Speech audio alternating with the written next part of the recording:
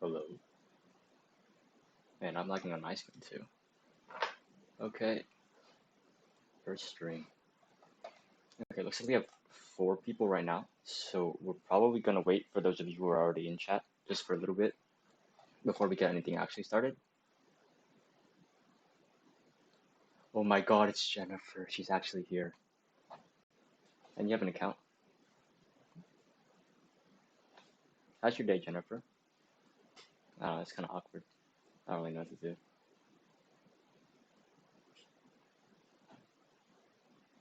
How bad is the delay, actually? Thanks, Jennifer. Appreciate it. You take a nap? Yeah, Project Illuminati. Oh, there's like no lag. That's crazy. Koi? No way. Oh my god, it's Koi. Love you, Koi.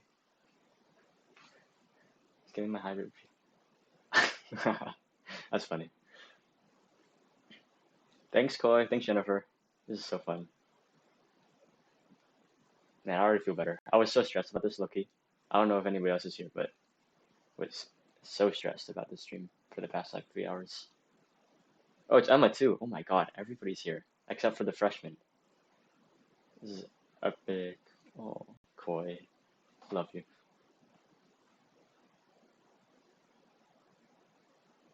Yoinkma. Streamer. I swear, we have everybody here that I love except for the people who the stream is targeted for. But I'm happy. I feel better already. W streamer. Okay. Literally, we're gonna wait for one person who's not my friend, or like that I don't know, and then that means I know that there's people to talk to. That I need to start stream. But for now, you guys want to talk about life? How's your guys' day going? I just played a whole bunch of tennis because I was stressed. Tennis is amazing. It's good stuff.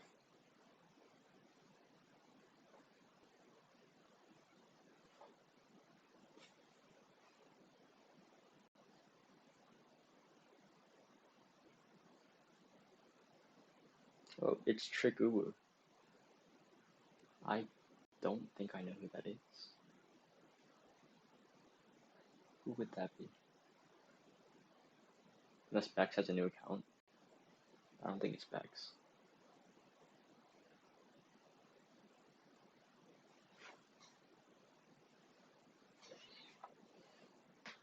This angle's a bit funny. Don't think about it though, so we're just keep it. Okay, Emily, you don't have to throw shade like that. But yeah, you're supposed to have mod. I forgot to add you, so let's fix that. How do I add mod from here?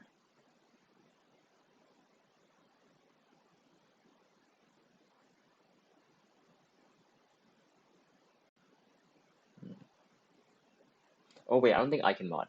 David, can you mod Emily? Okay, for people who are sort of, what's the word, lurking, who are actually here for the stream, we'll start in about 2 minutes, just in case there's any more people just getting on, realizing the stream is here. And just to preface, we have to start with some sort of formalities because ASB is more strict on club stuff, so we have to talk about like, oh, we have upcoming events and this is what our, like just general stuff, so please just bear with it. It's not something I want to do, but ASB is kind of making us do it. Thanks, Jennifer, I appreciate it. David, is she modded? I don't know. I love how like all the people that I can't help are here. Cause like y'all are either smart or seniors or both. So then like I can't really help you, but I mean talking is pretty fun.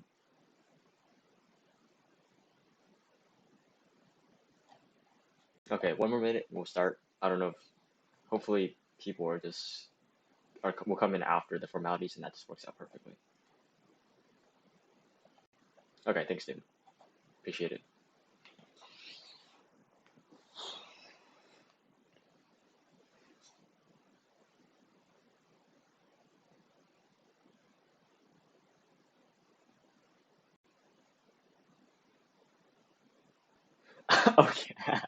It's just so, I feel like this is literally just psych, but just without Jenna, which is sad. But like, we're just bashing each other, chilling. Feels good.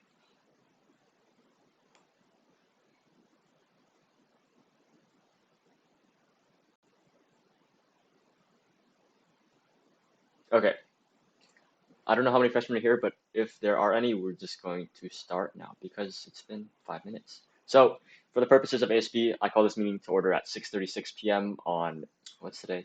September 30th, Friday. Yep, that was good. First of all, just welcome to the stream. I don't know if you guys have been on Twitch before, if you guys haven't been on Twitch before, but basically this is going to be where we're going to have our streams, all of our meetings, so to speak, where we just talk about, like, we start off with meeting stuff like this, and then we'll move on to the meat and potatoes. We're going to talk about APs, SAT, ACT, PSAT, and a brief intro to college admissions. So that will come in a bit. But just sort of a short intro to myself if you don't know me. I am the president and founder of Project Illuminate. I started this club to it was sort of something that I wished that I had when I came to Marina, because I came into Marina like I didn't know what an AP test was. I just kind of knew that was a thing. I didn't know what the SAT or ACT or PSAT. I didn't know really anything about just high school in general. And my goal, at least with these streams, is to sort of just remedy that, to sort of give out the information that I wish that I had known, give out, like, just talk about the regrets that I have. And I'm not saying that necessarily what I'm talking about is correct. What I'm saying is just I wish that I had this, or at least something to go on. So that's sort of the whole idea behind Project Illuminate. For about me personally, if you were here earlier on, I was talking about tennis. Tennis is sort of my lifestyle almost. But in addition to that, I'm very like school oriented. I spend a lot of time just doing schoolwork and extracurriculars, to be honest. I'm president of this club, president of chess club, going to be on academic world quest. I don't know if I'm team captain this year, but I'm sort of involved in a bunch of stuff at school, and that's sort of how I live my life, at least right now. So just for anybody who doesn't know already, we actually will not be ever having, we probably won't be ever having in-person meetings. Everything will be online through streams. And if you guys would prefer to have in-person meetings, please let me know. But like, just the way that we figured it out is that realistically, anything we're going to talk about in person, we can talk about on stream or through Instagram. And we would literally just be having meetings just for the sake of being in person, which if people want that, then absolutely we can do that. But in terms of just efficiency, I just didn't feel like it was necessary. So that's the club, right?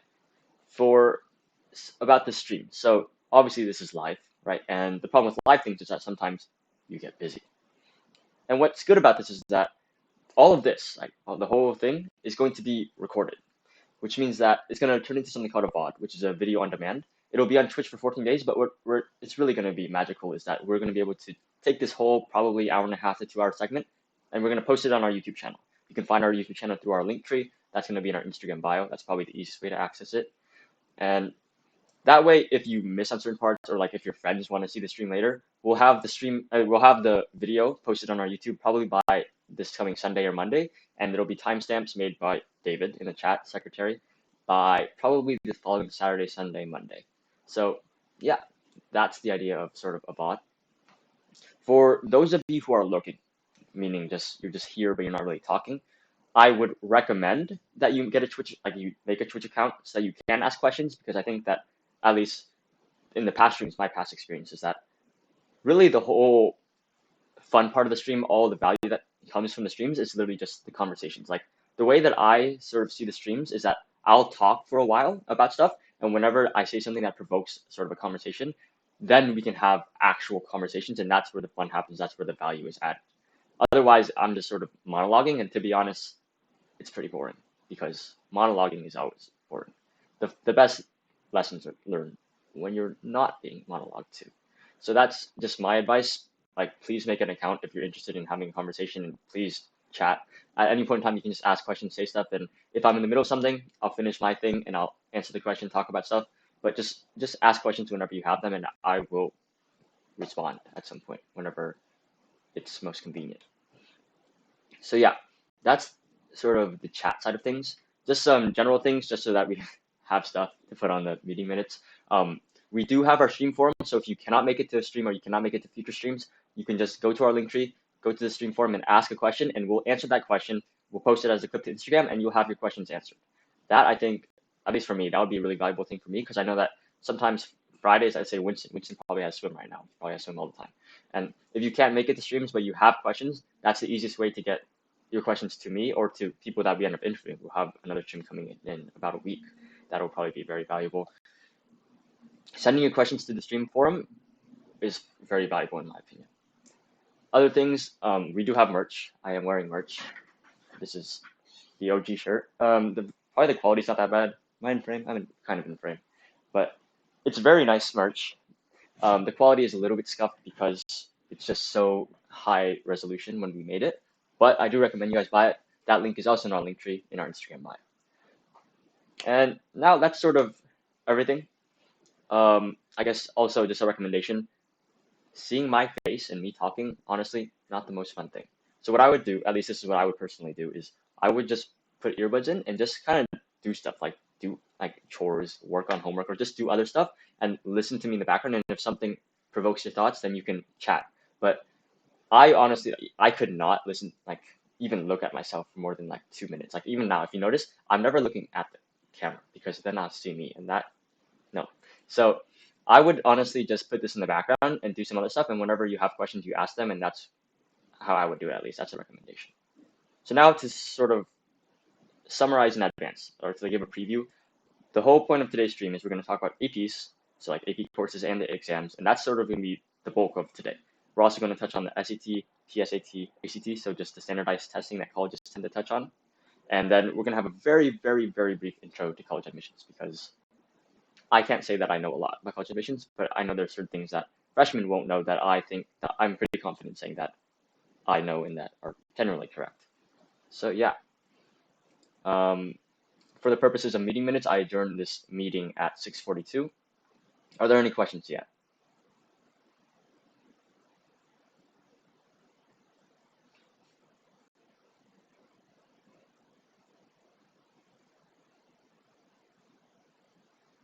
Also, if David can't mod, that's interesting because does that mean can I mod from here?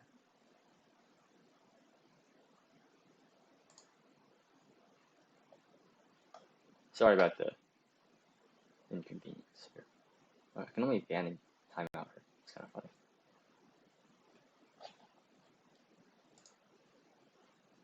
Okay, what happened? Okay, it seems like there's no questions, so we're just going to get into it. Please feel free to ask questions whenever, because otherwise this is going to be a very short and dull stream.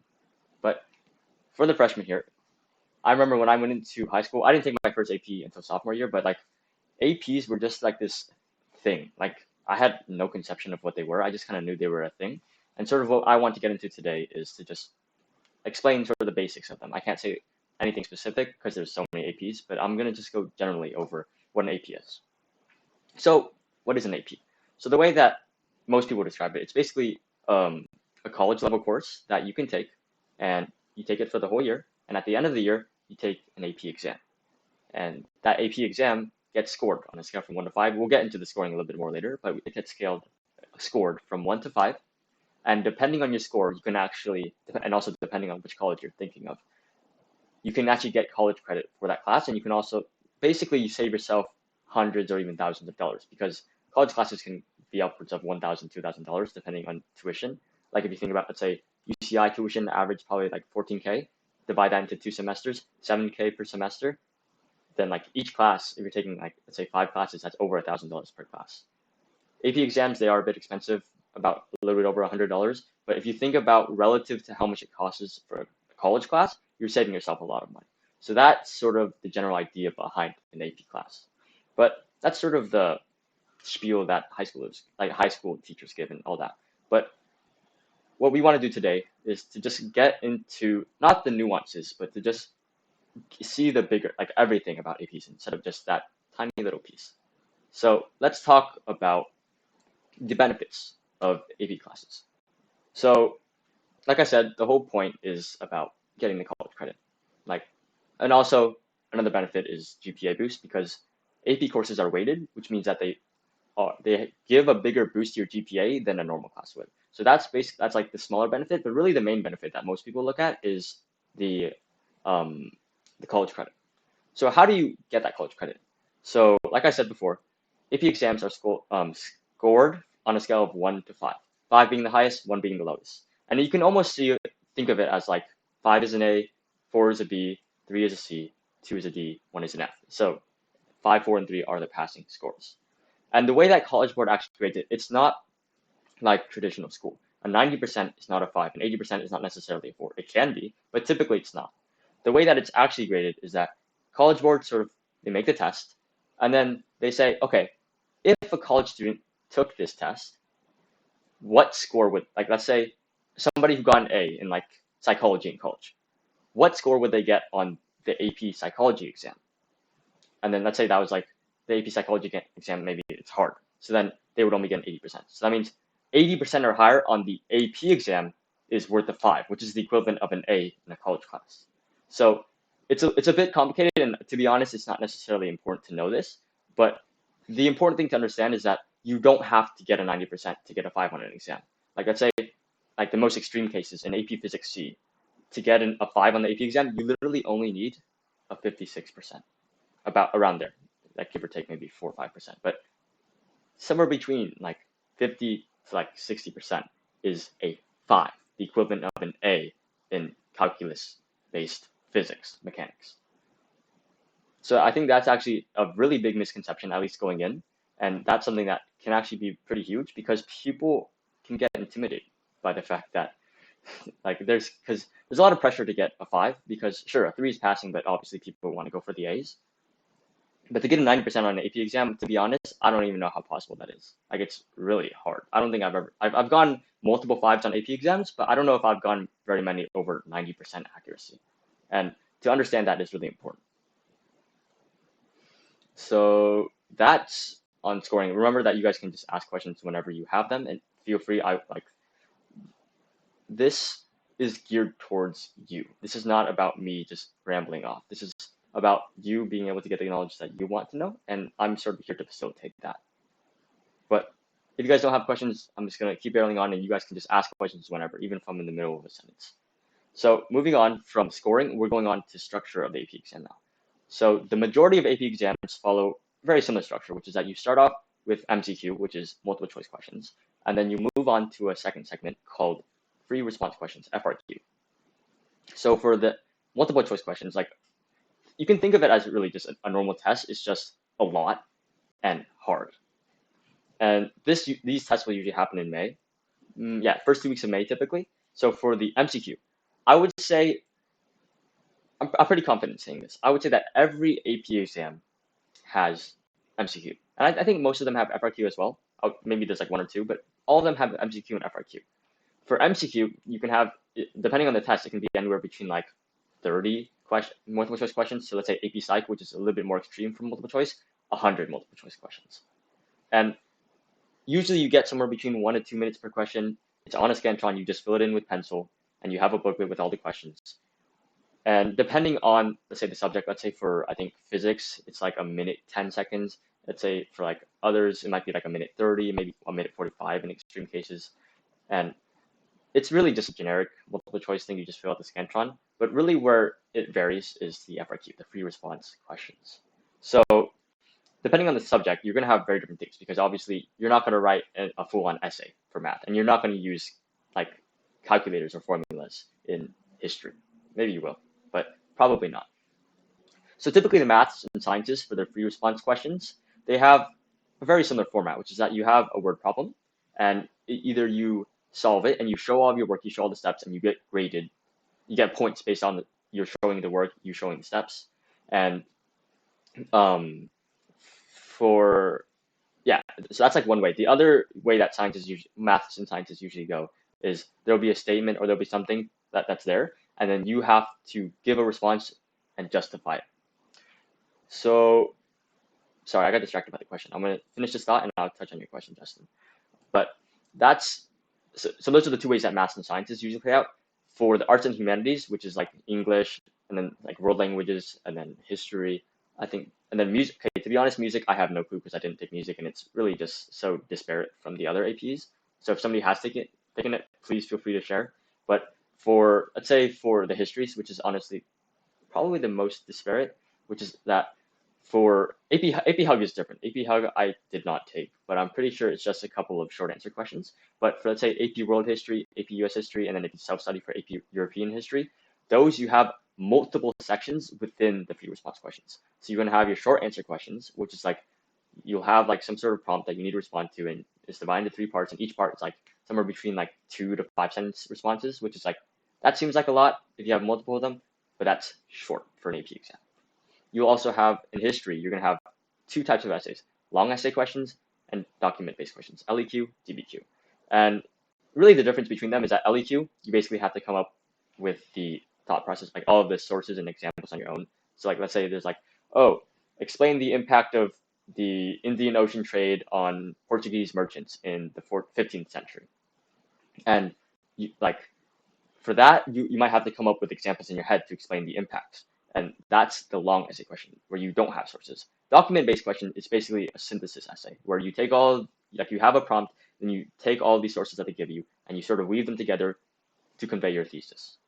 And like those are separate, I would consider skills. The easiest way to do well in them is just to look at the rubric and figure out what they want and practice doing that. And sure, can you BS it and somehow get a decent score? Absolutely. But I think if you just put in that little bit of practice beforehand, it's very easy to just increase your score like by so much because it is such a standardized rubric that's not that hard to achieve. The other thing, so let's say, so that's history, right? So for English, for AP Lang, AP Lit, those are the 2 APs for English, and those take place during your junior and senior year respectively. So for both of those, I'm not sure about AP Lit, but I know you write essays. Honestly, like it sounds quite brutal, and sure, it is brutal, but it's not as bad as you think it will be, which is that you write 3 essays in 2 hours and 15 minutes by hand on the spot. And the 3 types of essays, to be honest, I don't think it's worth going into them, but just know that there are 3 different types of essays, and you'll just have to learn how to write each of them. And that's what the class prepares you to do. It's not like you just throw you in at the end of the year. They'll teach you how to do it along the way. So those are sort of the main different structures. I did not touch on music because I don't know a whole lot about music, but yeah. So to answer Justin's question, which is to get a 3 on the Calc BC exam, what grade should you have in the class? I'm not sure if you, that question's a bit confusing, sorry.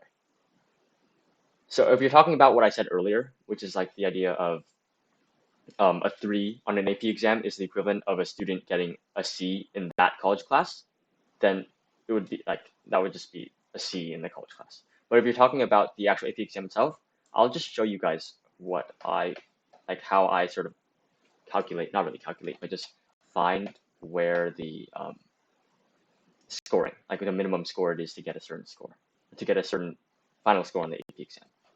So give me a moment as I screen share. And also feel free to ask questions, because if we don't ask questions, the stream will be over in about half an hour. Okay, just bear with me for a bit.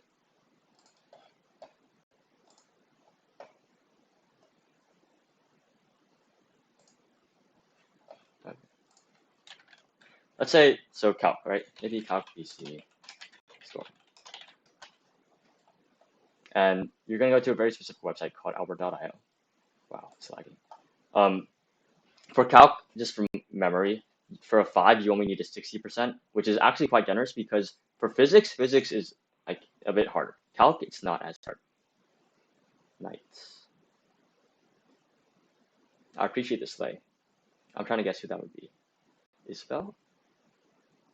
Lauren? I don't know. But this is where I would see the scores for the AP exam. So as you can see, usually oh my god, really, that's it? Wow, you only need like a 50% for a 4.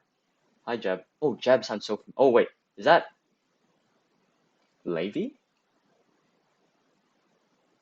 But okay, yeah, so for those of you joining us now, we're talking about the percentage that it takes to get a certain score on the AP exam, like a given AP exam. So what I did is I searched up AP Calc BC score, or scoring, and it takes you, like the first link should be an albert.io website. And here you can see, you can mess around with the numbers to figure out, okay, if I want to get a 5, let's say you're like a god at multiple choice, you get like I don't know, like a 36, and then you only need, if you look at it, you only need about half credit to get a 5 if you have your, like, do decently on multiple choice. Or let's say you suck at multiple choice, but you're good at showing your work. Oh wow, 2. Multiple choice is pretty heavily weighted, looks like. But let's say you're good at like the first half, and then the other half you do like kind of mid.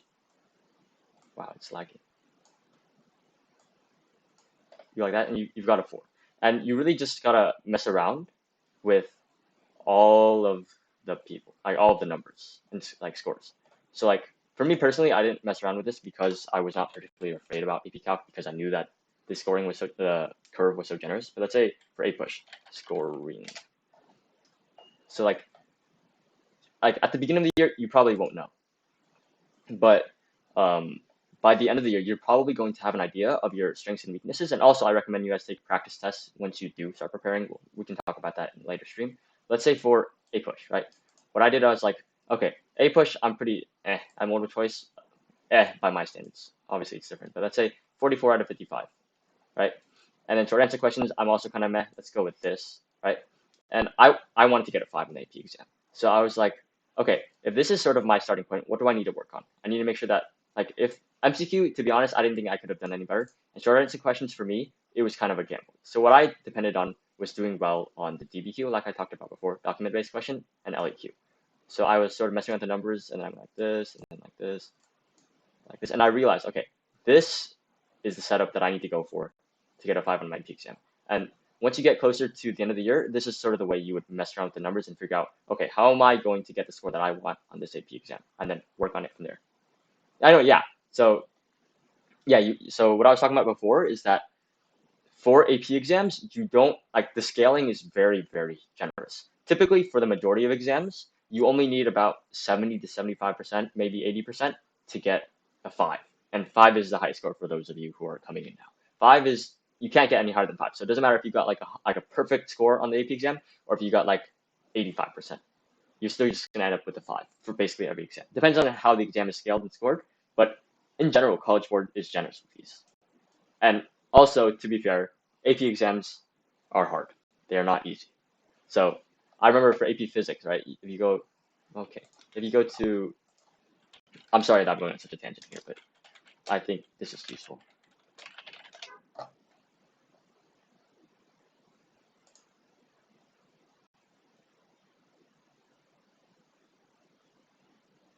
Okay, so this is AP Physics C Mech, right? And I looked at this, and you're like, if I get half of the questions right, I'm at a 4. And then if you look at this, it's not even that many questions. So let's say you just slide this over like to there, and look at, you're already at a 5. It's literally like, it's ridiculous. What is the exact score for a 5? Is it 50 out of 90? Let's mess around with the numbers. Yeah, 50 out of 90. What's 5 out of 9? 55, yeah, 55% to get a 5 on the AP Physics C Mechanics exam. But you have to be careful because what I did was like, oh, I only needed 55% to get what I want. So I didn't study. At least I didn't study enough. And what ends up happening is you go in and you realize that you don't know what you're doing and you can't get half of the questions right because you don't know what you're doing. So take this with a grain of salt. Know that the curve is on your side, and at the same time, you do need to study. You do need to know your stuff because the AP exam, at least in my experience, other people have subjective experiences that may be different, but in my subjective experience, AP exams are relatively accurate in testing how good you are at said subject. Like there are obviously exceptions because this is like a huge corporation and like hundreds of thousands of people are taking AP exams, but in general, I feel like if you are actually good at said subject, you will do well. And if you are struggling, it's really hard to BS your way through it. To answer Levy's question, I did take AP Physics as a junior because to take AP Physics, you have to be concurrently enrolled in AP Calculus AB or AP Calculus BC, and I was in AP Calculus BC last year, and I elected to choose AP Physics C as well. If you have questions about AP Physics C, I can answer. Jeb, Levy, what math class are you in currently? And You're a freshman, right? All right, so you'll be in BC by junior year or by senior year? Currently a sophomore, and you're taking. Sorry that this is sort of a just me and Blakey talking, but I think this can be a useful thing for a couple people. Okay, yeah. So that means you're currently in pre-calc honors, probably. So I think I'll say the same thing that I said to a lot of my friends, because first of all, AP Physics C, 2 periods, it is predominantly a senior class, like a senior SATA class. I remember, so last year it was period 3 and period 4. In my period, there were 2 juniors and like 22 seniors, and then in period 3, also 2 2 juniors and maybe I think 20 seniors. It is a predominantly senior class, and that's actually not necessarily a bad thing. Like, I really liked taking AP Physics C because it exposed me to people that I would never meet in my normal classes, because I would just never meet these people because they're seniors and I was taking junior classes. And I really don't regret taking it in that sense, in the sense of just meeting new people, making those friends, because those people I'm so close to now.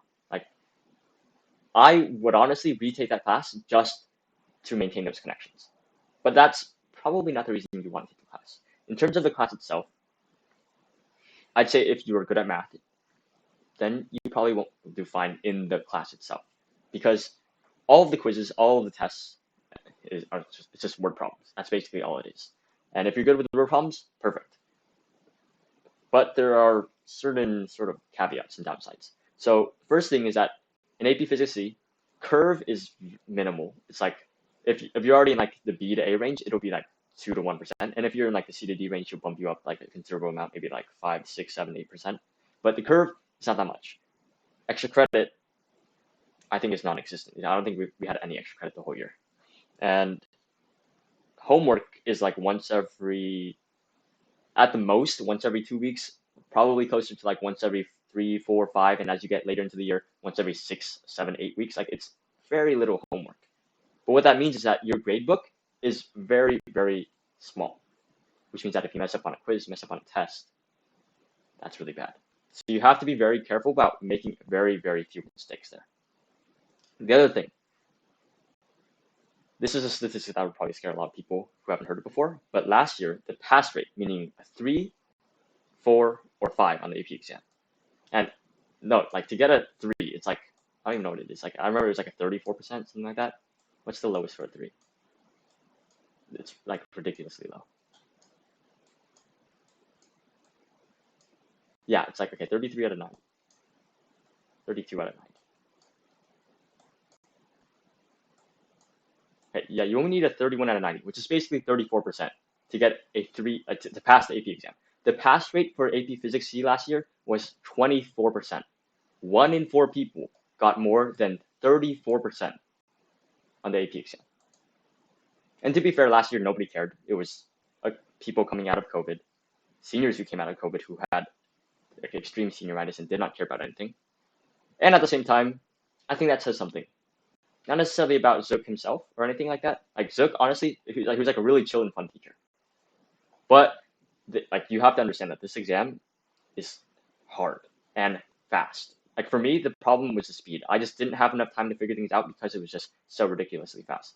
For 35 MCQ, you have 45 minutes, and the hardest part for me was the fact that there would be questions that I knew how to do, like very, very simple, basic questions, but I knew they would take long because they were just so many different steps.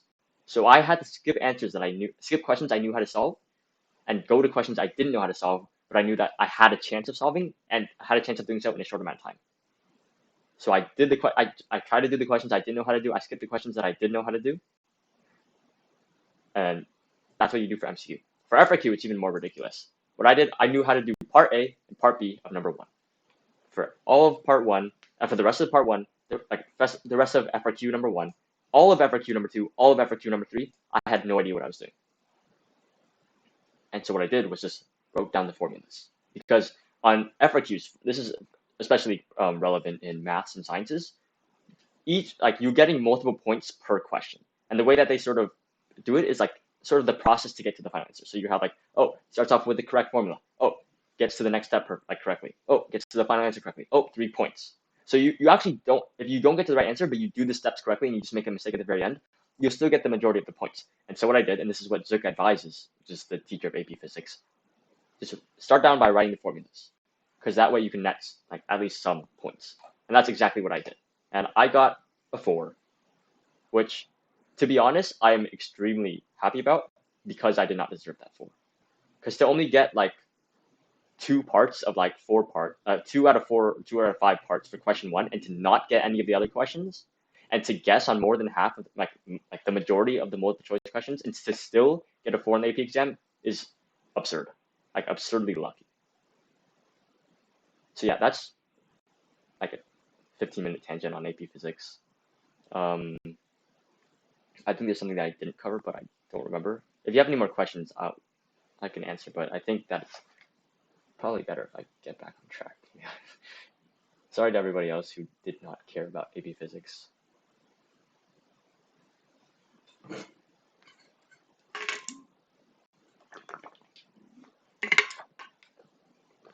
Thanks to Levy for asking the question, by the way. Also, for those of you who don't know, because this is probably like I didn't know what it was for like freshman and sophomore year, which is senioritis. Senioritis is basically the idea that like, oh, throughout high school you're doing stuff for the college application because it matters. Like if you don't do this thing, then you might not get into the college and you might not get a good job. That whole spiel that society gives us. But then senior year, for the most part, because you finish your college applications near the beginning of like in the first half of your senior year. So the idea is that once you get to senior year, you've been working so hard, you're starting to burn yourself out, and it's also starting to not matter as much because junior year is considered the most important. Typically, I would say senior year still matters, but a lot of people see senior year as something that doesn't matter as much because you won't be submitting like you typically like your senior year grades. They probably won't be ending up on your college application at the time of submitting it. So then the idea is that like you just don't care anymore. Just like you really just do not care about grades. You do not care about like extracurriculars. You just want it to all end. You just want to finish high school and like go on to like good college, so that you don't have to like you just don't want to do the work anymore. That's the idea of senioritis. For those of you who don't know what that is.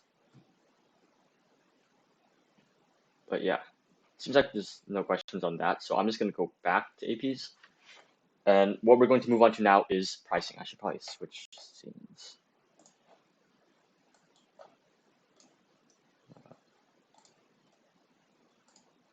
Okay, so for the AP exam pricing, like for those of you who are taking APs, you've probably already seen all the messages. I'm pretty sure I think AP exam payments are due by, might be, I think next week on Wednesday. I think that's typically around like the first Wednesday of October is typically when when it's due.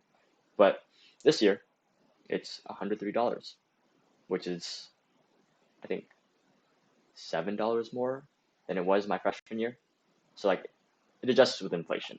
But you see that price tag $103, and especially if you're like, let's say last year I took 6 AP exams. That's $618. That's a lot of money. And obviously, like if you are in a situation where that's like actually like a significant portion of your family income, there are fee waivers, there are ways to reduce the cost, and teachers at Marina are very nice. Like if you talk to your teacher and genuinely, even with the reduced fee price, you don't think you can take you can't afford the exam, teachers will probably, depending on the teacher, but they will probably offer to pay for you. And don't take advantage of it, like don't take advantage of them, but know that most of the teachers at Marina are on your side to help you move forward. But just to sort of justify, because like it's not really justifiable, but to sort of just put it into perspective. Like I said earlier, let's say UCI, right? Tuition probably 14K depending on how much financial aid you get. Let's say 15K. Let's go with 15K tuition, right? 15K tuition per semester. That's 7.5K. You're taking 5 classes per semester. That divides evenly to 1.5K per class. $1,500 for a class that you go to twice a week for 2 hours, and like you might not even pass the first time, so you might have to take it again. Think about like, okay, like if you think about it, failing a class in college is wasting how like a bunch of your like so much money. And if you think about it now, paying the $103 now, worst case scenario, you waste $103 and you like obviously it's not great, but think about what that could have been if you were in college. That could be significantly worse. And of course, if you're going to like community college, which is financially the very, very intelligent decision, unless you get a lot of financial aid from another school. If you're going to a community college, that doesn't matter as much. But even then, like AP exams are still financially not a bad idea, especially like for high school. Just being in high school. But yeah, also another big thing that I don't know if people are aware of, not every school offers college credit for like even getting a 5, because typically like some colleges, let's say like higher up in the college, like if you're going to like engineering at UCLA, which is obviously a very prestigious school, a very prestigious program, if you barely eke by in like AP Bio or AP Physics with a 3 or even a 4, I think even a 4, you're not going to get college. Like it's not going to count, because for something as like intense as engineering, not being able to master to get like a 5 in master AP Physics, which already has a super generous curve, and to try to become an engineer, that's just not going to cut it. You have to perform at the highest level. So even like like in a place like a public college, which would take the majority of AP credit, depending on the school, there may be certain requirements, and you may not even get college credit for an exam that you do pass. And even worse, if you go to a private school, this will 100% depend on which private school you go to. But let's say, I think all of the Ivy Leagues, I don't think any of them accept AP credit at all. And Ivy Leagues are expensive too. It's not like they're cheap for like, at least for the majority of people who are like, especially in our area, where income tends to be a little bit higher. So if you know what colleges you want to apply to, or if you have an idea of what colleges you want to apply to, you can search up that college. You just type in like, let's say you want to go to Harvard because you're ambitious like that. Type in Harvard AP score policy, something like that, and you can see, okay, what do they take, what do they not take. I'm pretty sure Harvard won't take anything, because Harvard is Harvard, and no AP exam can compare to like even the most introductory of classes at Harvard. So that's pricing. Are there any questions on pricing? It's a relatively like not complicated thing, but there could be questions.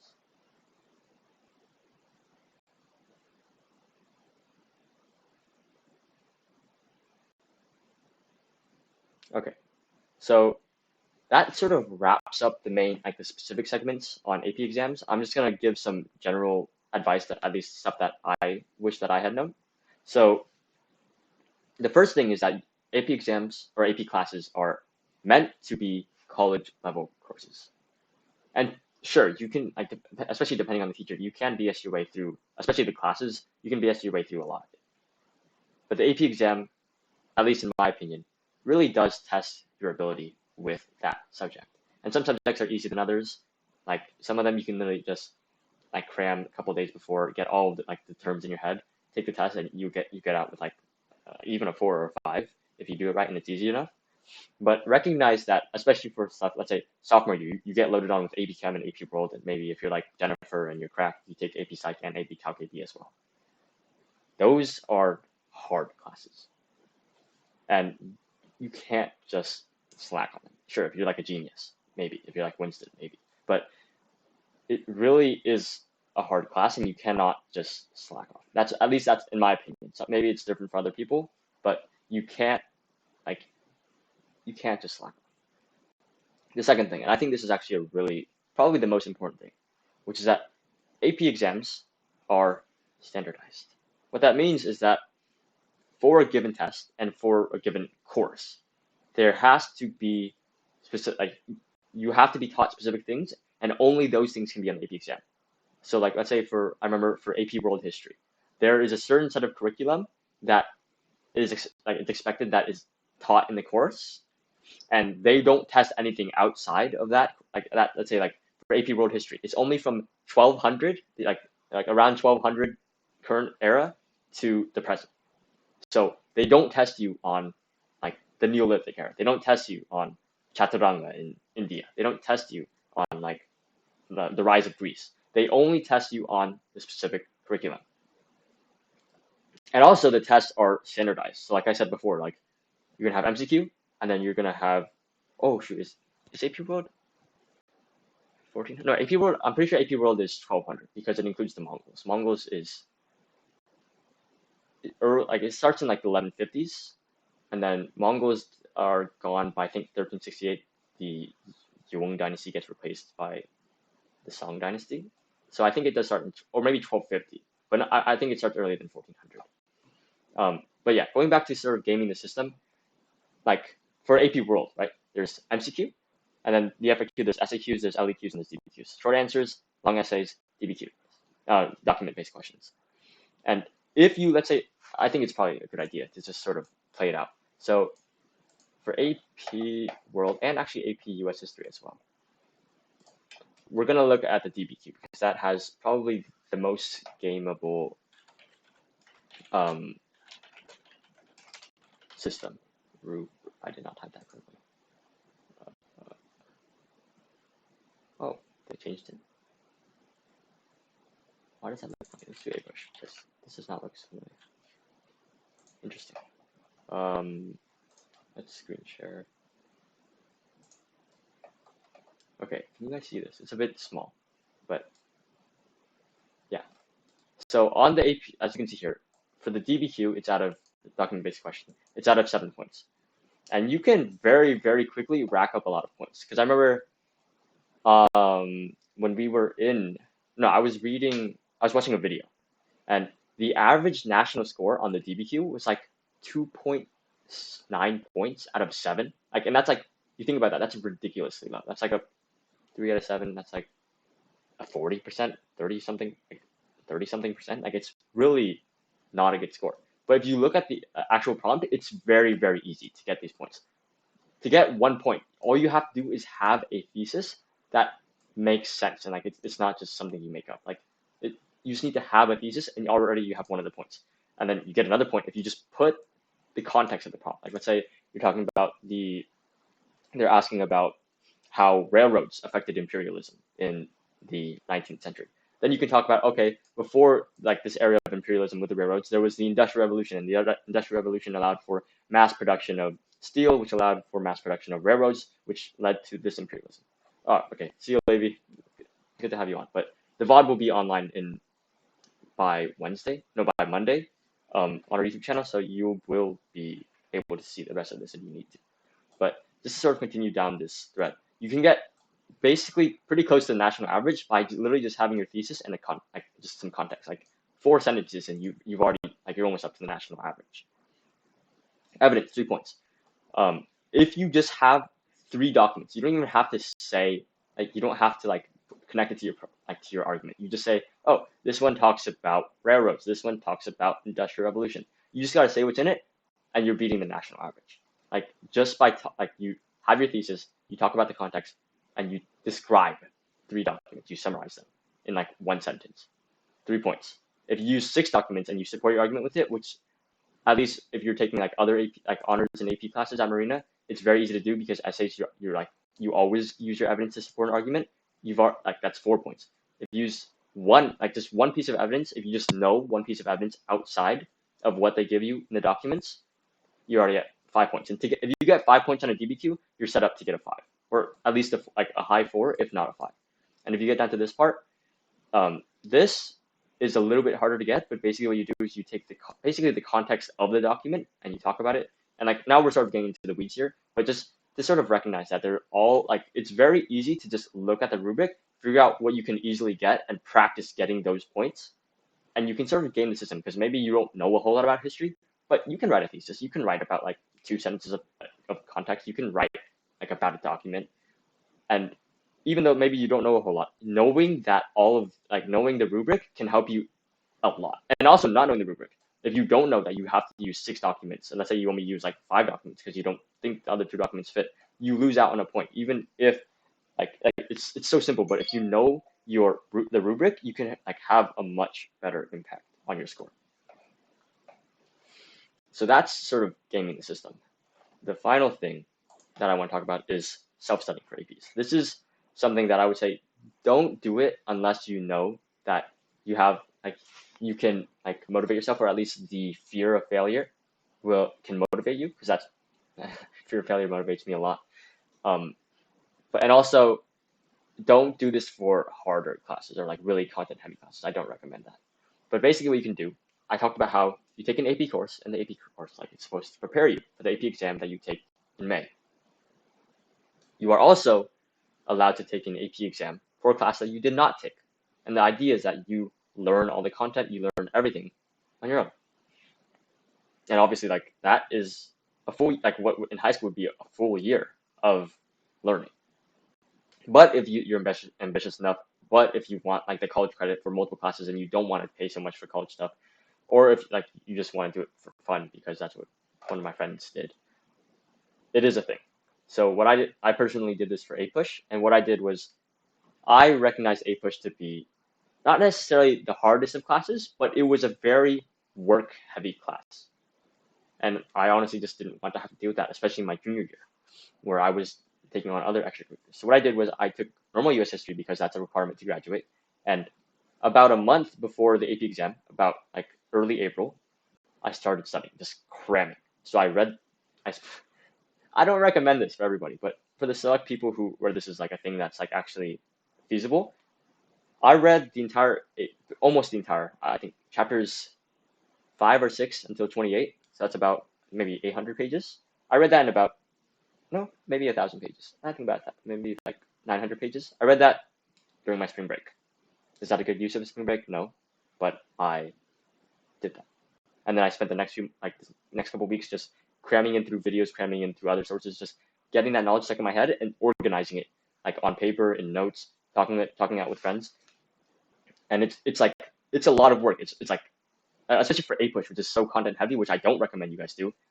For me personally, I don't think it was a mistake because I knew that I could do it. But don't overestimate yourself. Well, I guess if money doesn't matter to you, then okay. But don't overestimate your ability because then you could be wasting a bunch of money. But just knowing that this is an option, especially if you want to take classes that they don't offer here, like I say, you want to learn how to you want to what's the word? You don't want to take that introductory CS class in college, but you want to be a computer programmer. You can self-study AP Comp Sci and take the exam, and honestly, it's not that hard to do that. So yeah, if you are going to do that, I think now might be a little bit late. But what you can do is you can talk to Dr. Lamar. So you just email him. I think it's jlamar@hbuhsd.edu, Josh Lamar. So you email him and say that, oh, I want to take this exam, but I'm not taking the class. And he has to set that up for you. You cannot just, there's no place to pay for an AP exam that doesn't have a class associated with it. He has to create that for you. So if you're going to do that, you have to know in advance and you have to email him and he'll set it up. So that's, one last thing on APs. So AP exams are scheduled, and sometimes, especially if you're taking a lot of AP exams, the AP exams can get a little bit close to each other. Like let's say for my sophomore year, I was taking AP Chem and AP World, and those were about a week apart, which is quite nice because then I didn't have I could study for one and then I could use the next couple of days cramming for the next. But if you are taking a lot of AP exams, and let's say last year I was taking a bunch of AP exams that happened to line up very, very close to each other. But this is the AP exam schedule. I'll leave this link in the chat, but is it going in? Okay, so this is the AP exam schedule. On here, you can see all of the AP exams that you're going to take. Is this? Oh, wow, okay. This is the same schedule as it was last year, just different days. But let's say last year, right? Last year I took APUSH, right? But I ended up taking that one later. So that was the Friday. The following Monday, I was supposed to take AP Calc PC, but I also missed that one because of CIF. And then I had sort of torture.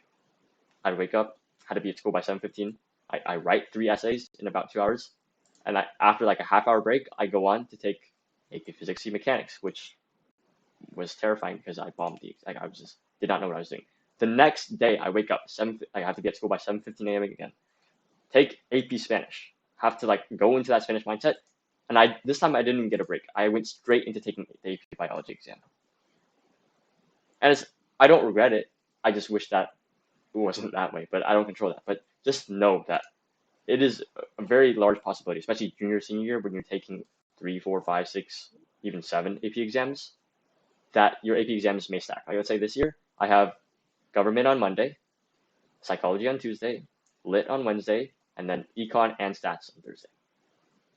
Like just to sort of know that there is a big possibility that your AP exams get very close to each other, like uncomfortably close, and you cannot just take one, cram for the next, take one, cram for the next, because if they're delivered right after each other, you're gonna have to cram for both of them.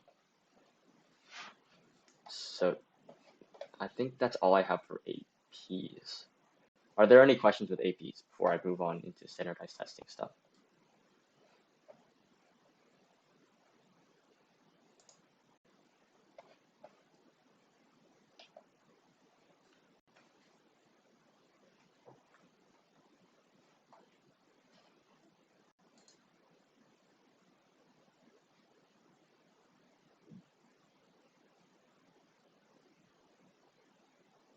Okay, chilling. Okay, so if you guys still have questions, you guys can ask. I'm just gonna move on, and I'll get back to any questions if they ever come up, or if they come up. So now we're moving on into SAT, ACT, PSAT, and this is probably especially relevant, especially for people who haven't been keeping up with this stuff, because recently there's been a lot of changes to sort of how important it is to take these exams. So just to sort of preface, I took the SAT, took it once. ACT I never took. I took one practice exam for it, but that doesn't really say a whole lot. PSAT I never took. So we're gonna start with the SAT and the ACT because they're more related to each other. So both of them, they're standardized tests. They're administered by different companies, and like there's a whole bunch of differences between them. But sort of just the main similarity is that you take this test, and the idea is that your score will demonstrate to colleges how much you know generally about English and math, which is like in most people's minds the core skill set, like regardless of where you end up wanting, like regardless of where you want to go. So they'll test you on that. To sort of get into the differences, first thing is the scale, the score scaling. SAT is out of 1600, ACT is out of 36. And that's not to say that getting like a 1600 on the SAT is any better than getting a 36 on the ACT, but just sort of recognize that there is a difference. The SAT goes from 400 to 1600, the ACT goes from 1 to 36. And I know that I'm saying a lot of words and maybe you won't like remember them, but this VOD, like recording of all this will be on YouTube. There will be timestamps. So if you like want to come back to this, you always can. It'll be on our YouTube, which is in our link tree, which is our Instagram bio link. And in my opinion, the way that I would differentiate between the two exams, I've only taken the SAT, but when I did take that one practice test with the ACT, and just sort of looking at it objectively, the SAT is 154 questions. You've got different sections, which I'll get into in a bit. But SAT has 154 questions. You finish that in 3 hours. The ACT is 215 questions, and you do that in 2 hours and 55 minutes. So the SAT, you're doing 61, I think that's math, yeah, 61 less question, and 61 more questions, and you get, sorry, the ACT, you're doing 61 more questions, and you get 5 minutes less of time. And I think that very clearly shows a very big difference, which is that the ACT is significantly faster. You have to be, like, falling behind on the ACT is a big issue. In my opinion, where the SAT sort of, its strength, which I wish it wasn't this way, but the SAT, even though you get more time, they tend to be a little bit harder, a little bit trickier, like, and it's a lot easier to make mistakes, at least in my opinion. Maybe other people won't see it that way. I personally prefer the having more time, but it being harder than having to rush through and not being able to check and all that stuff. But depending on what your strength is, maybe you're better at just slamming, just like running through those problems and getting like, you're just good at that. So maybe the ACT is better for you. And also, typically, at least in my experience, it's a lot easier to get a perfect score or a higher score on the ACT than it is to do so on the SAT. That's just my opinion, but obviously that can differ depending on the person. But just recognize that the SAT, it's slower significantly compared to the ACT, but in my opinion, it's harder. The next thing is that, like I said, there are different parts to each exam. So for the SAT, you have you have English and math, but those are subdivided into further sections. For English, you have your reading and writing, and then for math, you have a calculator section, and there's a no calculator section. Reading is reading comprehension. You have a text, you read the text, you answer questions like, oh, what does this word mean in this context, or like, oh, what is the author trying to say when they say this? Just your typical reading comprehension, and it can get a little bit annoying. In my opinion, that's like the most, because I'm more of a math person, the hardest part of the SAT. The writing section is just your typical grammar stuff, like, oh, is like how would you rephrase this to make it grammatically correct, or what is another word that you could replace this word with, and still have the same meaning. Just that sort of grammar type of thing. So there's reading comprehension. Reading is reading comprehension. Writing is grammar. For math, at least for the SAT, because that's the one I'm more familiar with, that will have algebra 1 and also everything before it, because obviously like algebra 1 builds on the previous stuff. Algebra 1, geometry, so you got to know your sine, your cosine, your secant, your cosine, sine and cosine and tangent. You got to know your angles, so like complementary and vertical angles, similar triangles, right? And then you also have to know a little bit of algebra 2 trig, so like your half-life functions. And if you're not there yet, don't worry about it. Just know that there will be algebra 2 trig, but there's going to be half-life functions. There's going to be some exponentials. You're going to have to solve those equations. But I would say don't take the SAT until you have algebra 2 trig, or at least algebra 2 if you're doing that. Get those done first, because otherwise there's going to be stuff on there you don't know what to do, don't know how to do, and you want to maximize your chances of doing well. As for the calculator versus no calculator, in my opinion, the calculator is not actually necessary. It's just to make it easier for you to not make mistakes. But both sections are relatively the same. Moving on to the ACT. The ACT has reading and writing, which are basically identical. Like you have your reading comprehension, you have a text. In my opinion, a little bit less tricky, but a lot faster, which is not to my taste. So reading comprehension, writing, which is your grammar, which is typical stuff. And we can also talk about the SAT more in the future stream, because I personally did well on that. I got a 1600. But so reading is reading comprehension, writing is grammar, and then math and science. Math is your stereotypical, just like same thing, algebra, geometry, algebra 2 trig.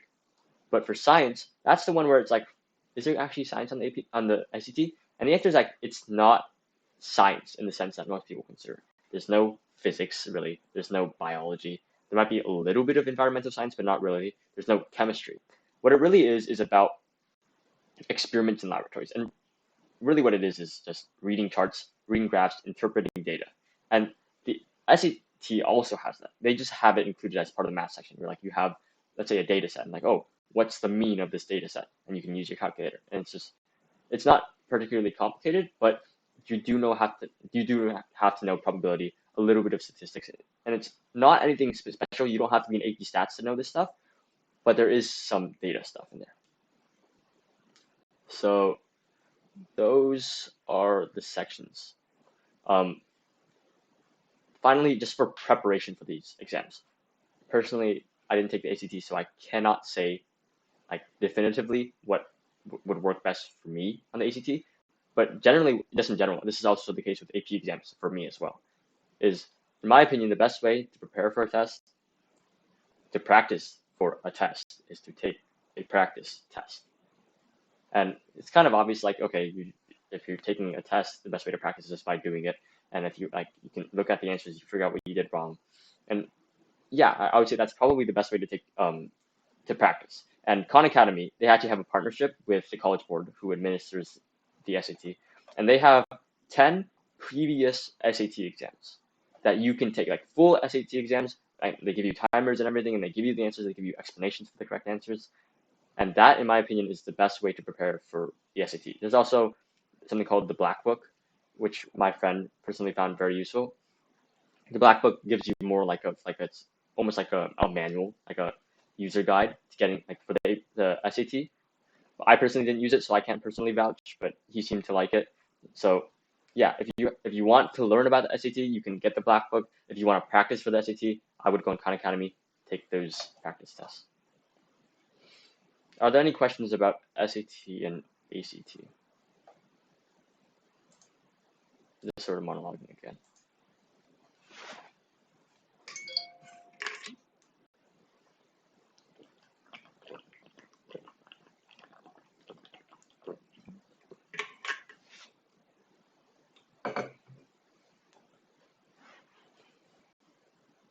Okay, moving on to the PSAT. So a lot of people think that PSAT means practice SAT. technically it means preliminary SAT, but really it's the same thing. It's just practice. But in my opinion, I wouldn't use it as a practice SAT, because if you want to do a practice SAT, just do a practice SAT in Khan Academy, where it's really valuable, in my opinion, more valuable than the SAT. I personally like. I don't regret taking the SAT, obviously, but I wish that I had taken the PSAT and I had signed up. The PSAT, if you do well enough on a national level, meaning that you have to be like, you can't just say like, oh, I got like a 90%, yeah, so like it has to be nationally competitive, meaning like top 5%, top 3%, top 1%. There is a scholarship available, and each year there's a pool of about $180 million. I'm not sure if that's changed according to inflation or whatever, but about $180 million in the pool, and the top, like tippity top of scorers, money gets divided among them, and they can also, this is also a huge reward associated with it. It's like National Merit Scholarship, something like that. But the other name for the PSAT is the National Merit Scholarship Qualifying Test. And this can be like a significant amount of money, like upwards of like $2,000, which like, that's a lot if you just think about objectively getting $2,000. And also a very important thing, because like you could ask, okay, why aren't you taking it this year then? The PSAT is only available to sophomores and juniors. And last year what happened was that I tried to sign up and all the spots were filled. So for those of you who are taking the PSAT, I recommend you study for it, and hopefully you get a good enough score to get a scholarship. For those of you who are freshmen, I would recommend that you take it next year and junior year if you can. But yeah, take advantage of that opportunity, because that is a lot of potential money available to you. Any questions about the PSAT? That was sort of a quick spiel.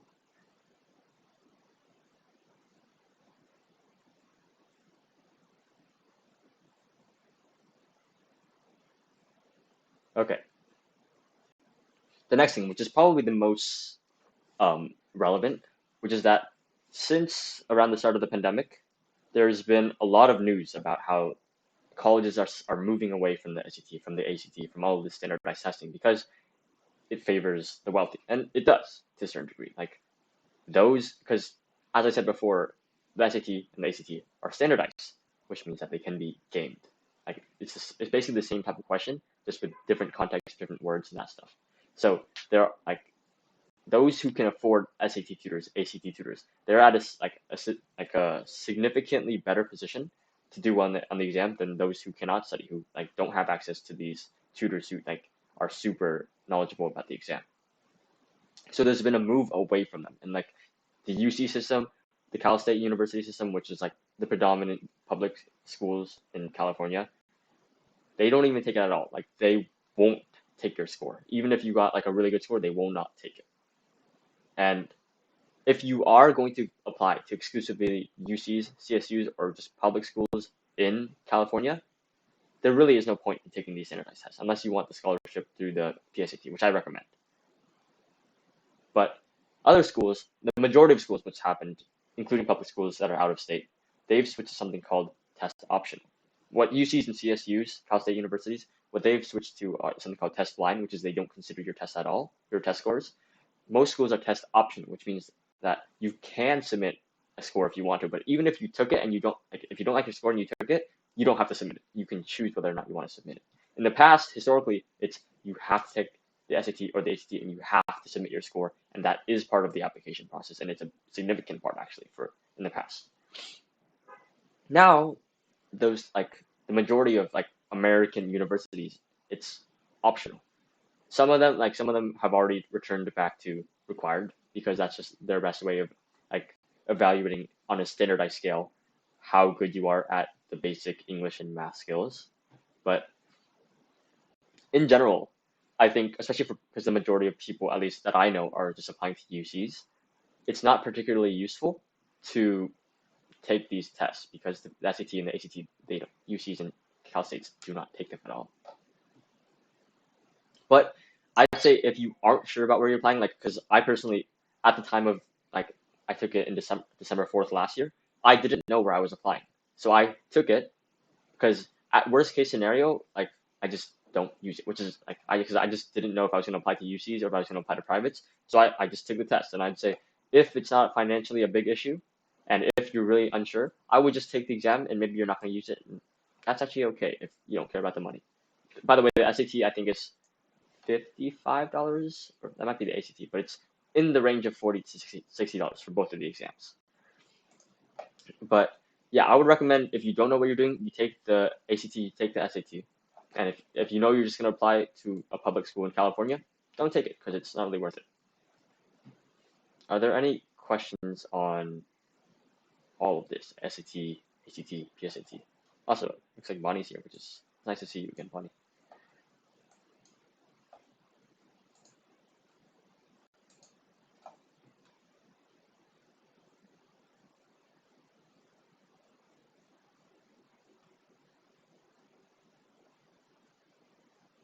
Okay, that's standardized testing. And now we're going to get to a very, very, very, very, very brief sort of skim of the surface for college admissions, because that's sort of the whole point of everything. Like for most people, what everything that we do in high school, why we try to do well in terms of grades, why we try to do all these people try to do extracurriculars, why we sort of just do all the stuff that we end up doing, is because we want to get into a good college so that we can set ourselves up for greater success.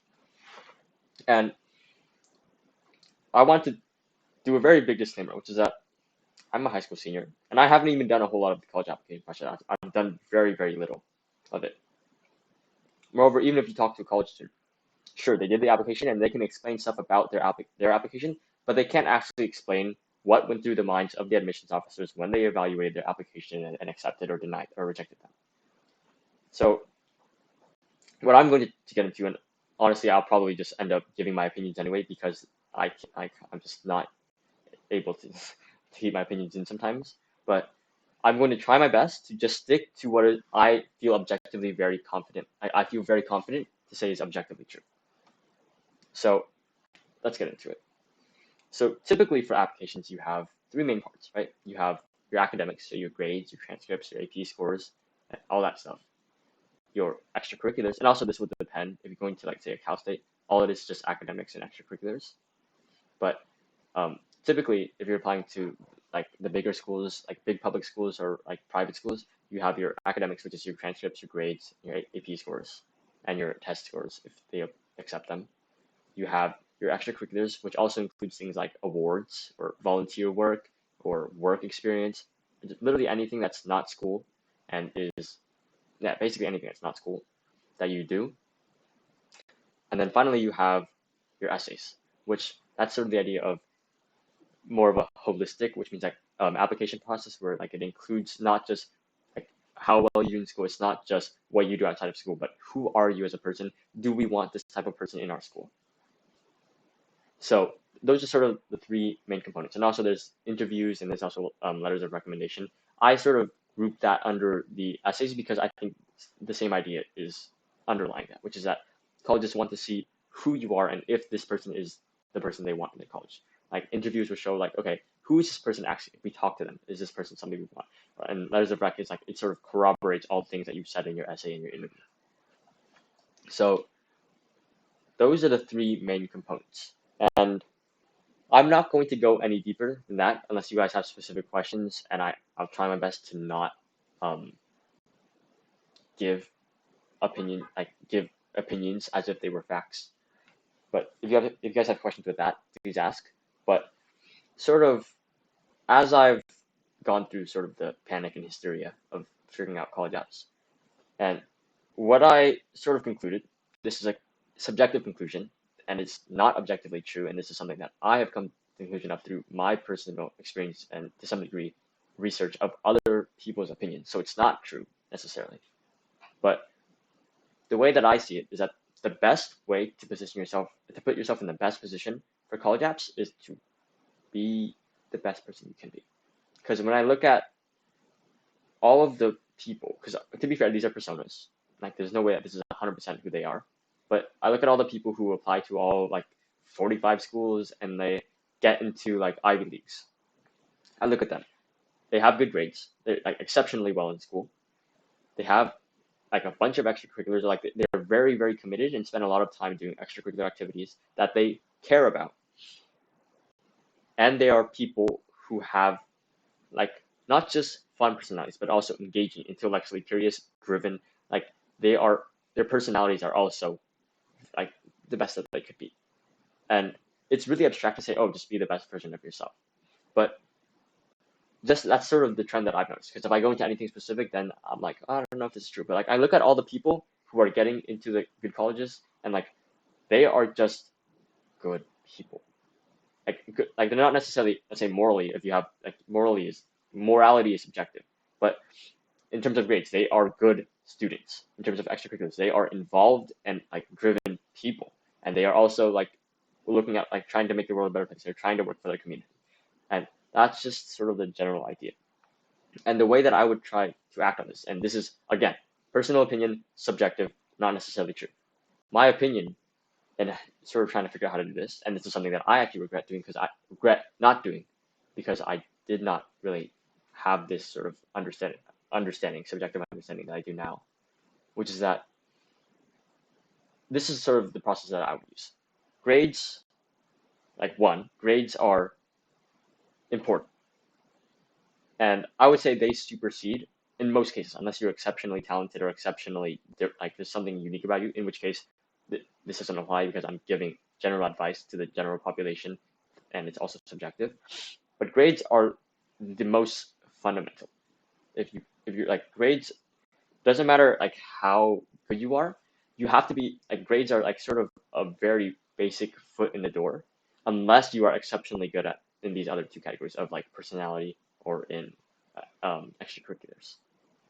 And especially the less prestigious, like less prestigious colleges, let's say like CSUs, which like Cal States are perfectly good colleges. Like they are like even community colleges, they are very like good institutions. Grades matter more at the lower institutions. Like for Cal States, like it doesn't really matter like so much how many extracurriculars you're involved in. It's more about okay, did you pass your classes? Do you get decent grades? But as you get into higher, like more prestigious institutions, like the higher UCs or even the lower UCs, and then also like the Ivy Leagues or like the public Ivies and the more prestigious colleges, what ends up happening is that grades are just the foot in the door. Like if you have like decent enough grades, okay, we'll consider it. We'll look at the rest of your application. So grades are the fundamental, and I would say grades are the first thing you should focus on. I would not let grades slip too far in favor of extracurriculars unless those extracurriculars can actually bear the load of lower grades. Next thing, extracurriculars. This one, once again, it comes after grades, in my opinion.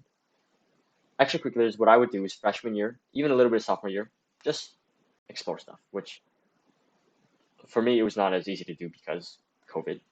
But I would say just use your freshman and some of your sophomore year to just look at all of the options, because really there is so much that you could do in terms of extracurriculars. And I would just join all the clubs, and then whatever clubs you don't like, you can just drop them, because that's how clubs really work at Marina. You can just come to events and you can not come to events. You can go to meetings, you can not go to meetings. You can go to like one meeting a whole year and that's completely fine. You can go to all of them, and like be very fluid with your choices in extracurriculars. Just try everything, and if you don't like it, you don't have to do it. But that's sort of my recommendation for like freshman, sophomore. Hi, Zapper Viper. We're talking about extracurriculars and college, just a little bit about college apps right now. But in terms of extracurriculars, I would recommend that you spend your freshman year and a little bit of your sophomore year just exploring everything. And as you get deeper in, like the later half of your sophomore year, especially by your junior year, you should try to have a select group of extracurriculars that you enjoy. Like for me, let's say last year, you look at what I had this club, Project Illuminate, where I was streaming and I was doing events and stuff. And not a real follower because the stream is in follower only mode. Okay, that's fine. I did not realize that was a thing. Interesting. But whatchamacallit? So let's say for me, junior, I had the president of this club. I was also the president of chess club, and I was on the varsity tennis team at Marina, and I was also on Marina's academic world quest team. I have my 4 extracurriculars. I've committed. I'm like varsity in sport. I'm president of this one. I'm president of this one, and I'm team captain of this one, because I've sort of during the beginning of high school, I was exploring all these things, just sort of branching out, and by junior year, I had sort of culled all of the branches that I didn't really want to explore, and just sort of focused and honed in on the ones that I wanted to commit more time to by the time I got to junior year. So just as a recommendation as well, it's okay to have extracurriculars that you do at home, like hobbies. Like for me personally, I did get into CS, like computer science, for like a good amount of the pandemic. But I would make sure that there's some way to like show that you were doing that extracurricular. So whether it's being like physically involved and like being a board member of a existing intangible club at school, that's like very visible. But if you're just at home saying like, oh, I do woodworking, but you don't have anything to show for it, you don't have any like, you don't have an Instagram that's posting like the pictures so that like people can actually see that you're doing stuff, or like, oh, I do coding, and like you don't have a GitHub and you're not, you don't have any repos, you don't have any projects done, you don't have any completed apps, like you want to try to make sure that if you are doing an extracurricular, it should be as visible as possible so that there's proof that you're actually doing it and you're not just saying that you're doing it. So that's extracurriculars, at least in my opinion, what you should do for those. And the final thing is just essays, right? You have your academics, which I talked about, your extracurriculars, which I just finished, and your essays. And personally, I'm still struggling with the essays, so I can't say that I know anything about essays. But what I do think is fair to say is that the purpose of the essays is to convey you, whichever aspect of you that you want to convey, whether it's like the hardworking aspect or the leaderly aspect, or like whatever aspect of you that you want to convey. And the idea is that college admissions officers, they want to admit a person, not just somebody who has good grades and not just somebody who's a president of a club. They want to admit a person who is a human being and like experiences the full range of life. And what you want to do in your essays, you don't want to just like make it.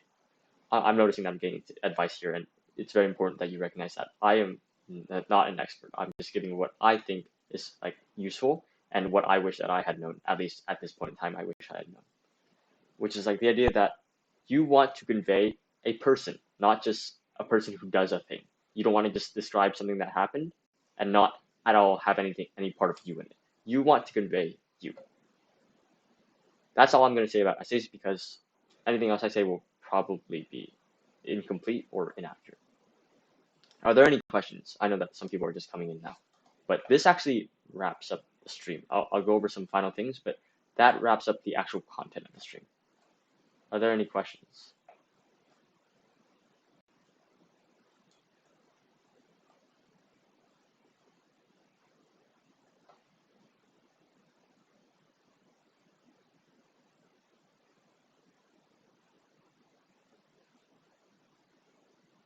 Okay.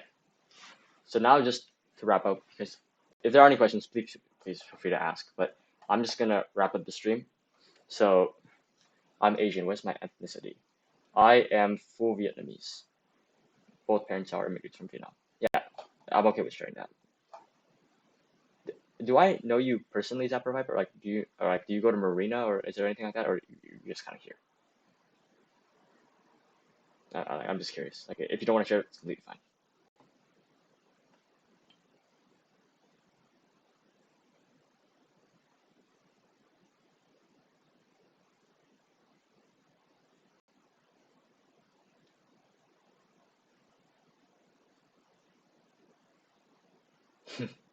Jiao Zapper, Jiao Zapper, Wow, it's hard to say that in Vietnamese accent. Jiao Zapper Viper. But yeah, that wraps up the stream. Just some final things. There is like the stream forum, which is in our link tree, which is in our Instagram, which is probably how you got here. Our stream forum, where you can ask questions and you can send them to our through the forum, and I can answer them during streams. That is still a thing. You can answer any you can ask any questions and I'll answer them through stream. And those clips will be posted on our Instagram, and you'll be able to see those. So if you have any questions, please feel free to just send them, and we'll answer them on stream at some point. Can I ask you something about APUSH? So yeah, absolutely you can.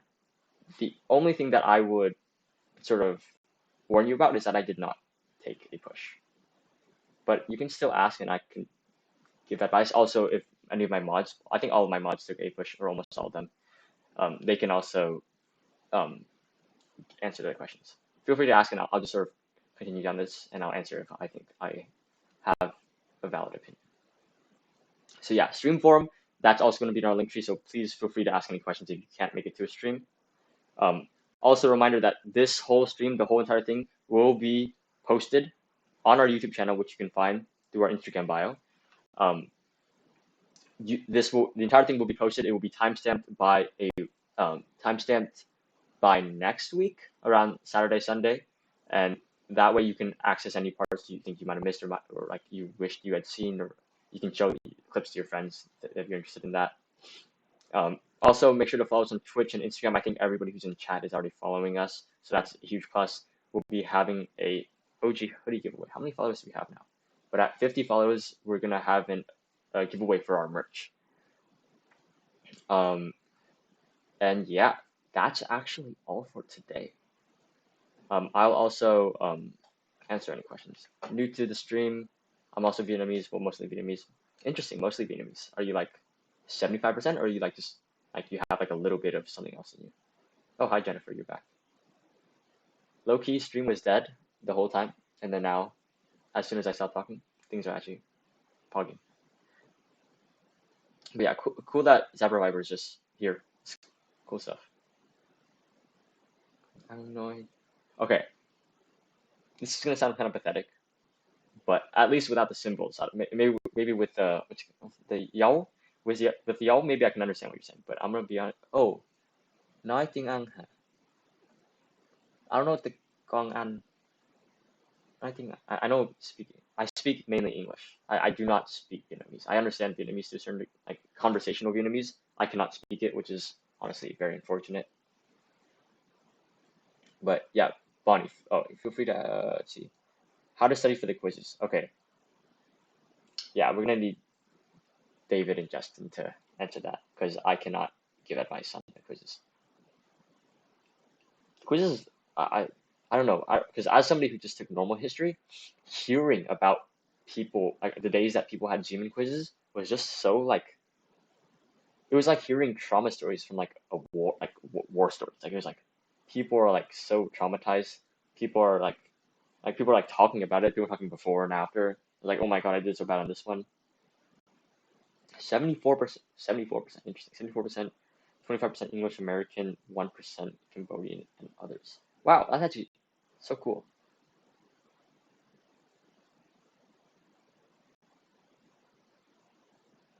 Oh wait, yeah, okay. I'm not going to say. Oh yeah, okay. Nick, if you could elaborate on your answer, that would probably be useful, especially in like, yeah. I'm not going to say anything because that might be a little bit bad, but I think Nick has a very important answer. Oh, you guys have conflicting advice. That's so funny. But yeah, we're just gonna keep holding the stream until chat dies. But that's actually the end of the stream. So thank you so much to everybody who did come.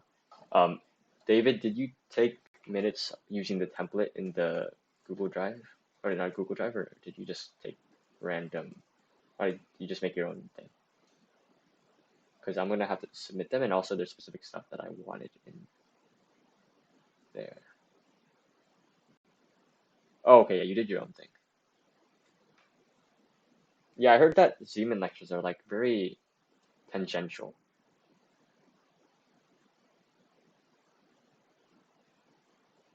Okay, wait.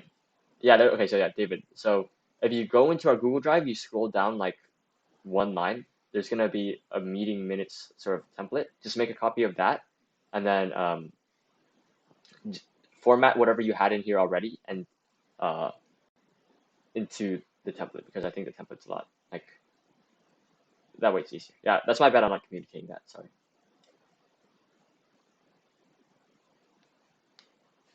Yeah, Quizlet not being free is such like a it's like it's so sad to watch as like stuff that was so precious to us becomes like commercialized. Or like Wordle now has ads, even though like New York Times like promised there'd be no ads, and like it was such a pure thing for a while. And then Quizlet is like restricting a whole bunch of things. Quizlet was like the bedrock of my studying for so long.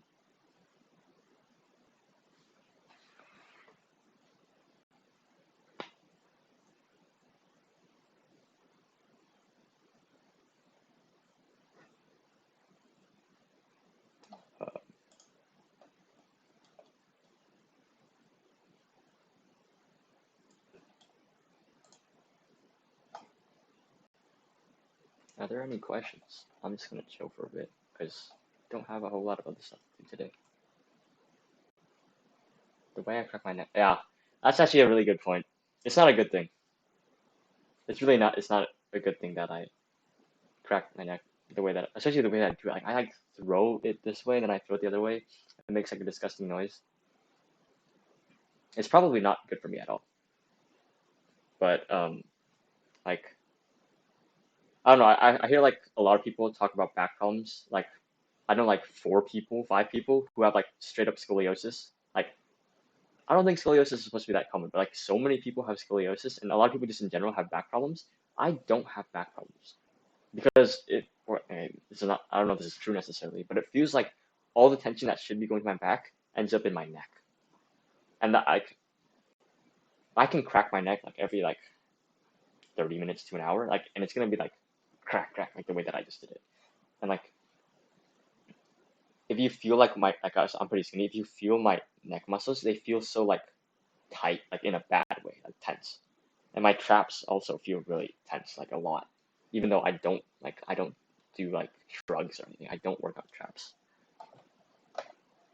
But yeah, Quizlet. Okay, Zapper Viper. I don't. Are you talking about the question of speak basic Vietnamese with extra vocab? Yeah, I speak broken Viet, and yeah, broken Viet. I speak like my proficiency in Vietnamese is like the proficiency of like a Spanish 2 Spanish speaker, like Spanish high school Spanish 2 Spanish speaker. Not useful at all. Like con biết nói tiếng Việt xíu xíu nhưng không có biết nói nhiều. And also my accent and my enunciation is really bad, especially with like consecutive words that have different yo. It's not good. But yeah.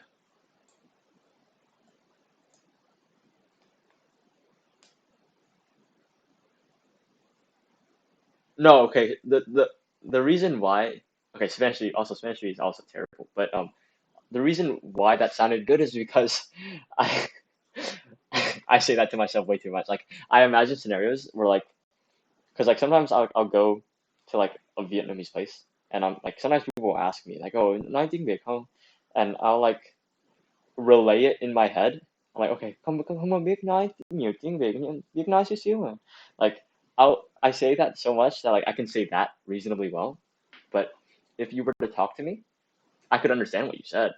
I can't respond to you, which is like the opposite of like every Spanish 3 person. Like they can like do everything else, but they can't listen. I also suck at reading it. I can like read it, I can say it, but I don't understand what it says when I read it. Oh, hi Levi. You're here after like the stream content is over. You did also like you missed the stream, but there will be a recording. It's gonna be posted on our Instagram link tree, so you can just like there will be a story that'll announce when it's the VOD has been uploaded to our YouTube. But yeah, we're kind of just chilling and talking for the past like 5 minutes. It's pretty fun. We kind of just it's fun. We can learn more about language another time. We're talking about Viet. My Viet's like.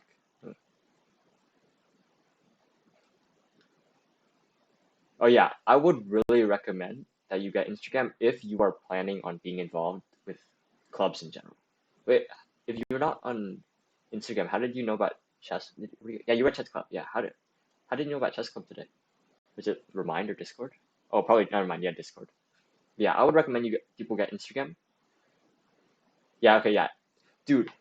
I wish that I wasn't in clubs because if I wasn't in clubs, I could just delete Instagram. Like it's so free. Like like live. I remember like I was on like a what? Was that 6 weeks? Was that 8 weeks? 6 weeks. I was off of Instagram for 6 weeks. Also, thank you, Emily, for promoting that. Very useful. Very. Emily's so like. I just want to say like publicly because like she is such like a carry in our club. She carried Club Rush like did 95% of the work, and in terms of posts, she is just like pumping out so many posts. I'm giving her so much like work, and she's just doing it, like, and it's all like high quality work. Emily is like so hard carried, like amazing.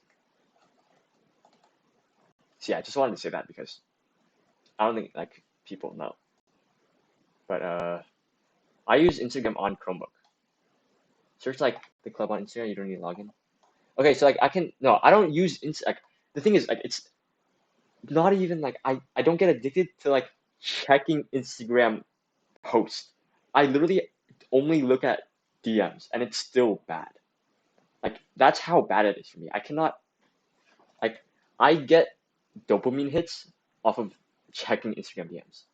And I don't like I don't know anything else. Like I haven't checked like I haven't looked through all the posts and stories since like June. Because I took a 6 week break from like the end of school until the beginning of August. And like that was such a like suffering actually no, it was not a suffering free time, but not going to Instagram was so nice. And like I completely understand, Levi, that you that's why you don't have it. And I wish I was in your situation because then I don't have to go don't have to be on Instagram. I don't have to do all this stuff. But um also if you just like if you know when the clubs are meeting and you go to other club meetings, you don't have to get Instagram. Like for me, I want to be part of QN, so I'm gonna go to like QN's whatchamacallit. Like I'll go to QN's meeting, I'll go to club meetings, so I don't have to look on like on Instagram as much. I'm also friends with the board, so it's a lot easier. Um whatchamacallit. Okay, yeah. The reason why like I've cut down on Instagram so much is because I like when I had Instagram on my phone, like I've been on Instagram on Chromebook since like October of 2021, like a long time. And I still was like I was on Instagram. Like I can be on Instagram for like 2 hours on Chromebook. Like I don't know if you understand how bad that is. Like I don't even know how that's possible. Yeah, also yeah, Qwins is very Instagram heavy.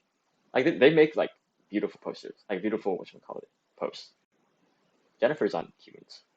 But yeah, Emily, I'm gonna try to give you mod. I don't know how to do it because I thought that David would be able to do it, but I don't know. It's just not. I should probably. I'm stupid. Just Google it. How to mod someone. Twitch. Yeah, it's actually. Hey, Jennifer, you wanna send the message? You wanna tell? Actually, no. I can just tell Derek. I'm stupid. I have Derek's number. But okay, let's figure this out. Oh, that's how you do it. Let's see if this works. /mod.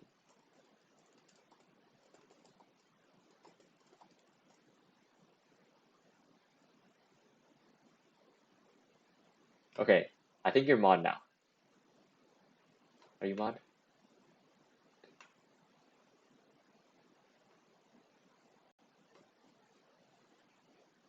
No. Right click doesn't work. You have to, it's a command, or it looks like it's a command. Emily, are you mod? Let's see, are you mod? Vamos. Okay, Emily's mod. We got it. Um, but yeah. Oh wait, David's also on board. And Nick's on board. Oh my god, I forgot. Why is there so much Cuban's board here? But whoever is in. Oh wait, historian. Isn't historian in charge of posting? But um, I don't know if it's probably too much of a hassle because Cuban is such a like work heavy club. There's like so much stuff. But oh, Bex is here too. I like how everybody is coming, like talking, when like there's nothing left to talk about. But like it's honestly I prefer it that way because then I don't have to talk about school. It's kind of cool. Hi Bex, how you been? How's life?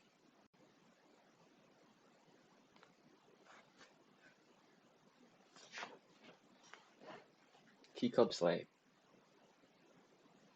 I don't know what you want to do with it. Emily, you are not in charge of clips. That's actually Nick's job. So Nick actually. Oh yeah, Nick. Since you're here, it's probably easier to explain it this way. Starting first clip of the week, it's not going to be this coming Wednesday because the VOD won't be posted. So then there's also not going to be timestamps or anything. But the following Wednesday, so that'll be next week is the 5th, the 12th. The 12th will be your first due date for a clip of the week. Okay. Oh, you got sick. Weren't you at school like yesterday or 2 days ago. But yeah, that sucks that you got sick. Yeah, hopefully you get better. And the past few days, actually, I've been feeling a little sick. I was scared I wouldn't be able to stream today. What happened? What did I say? Did I say something?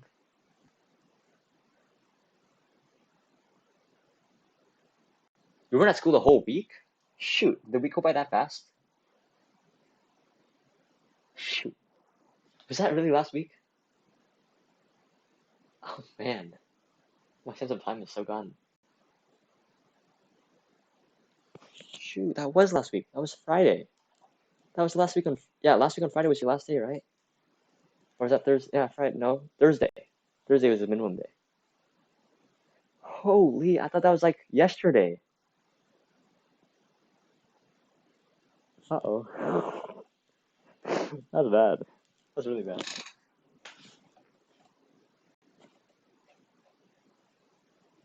Oh man. Yeah, school's going by, at least for me. Other people, it's like the opposite. But school's going by fast for me. Oh, that's funny. At least people ask that at school.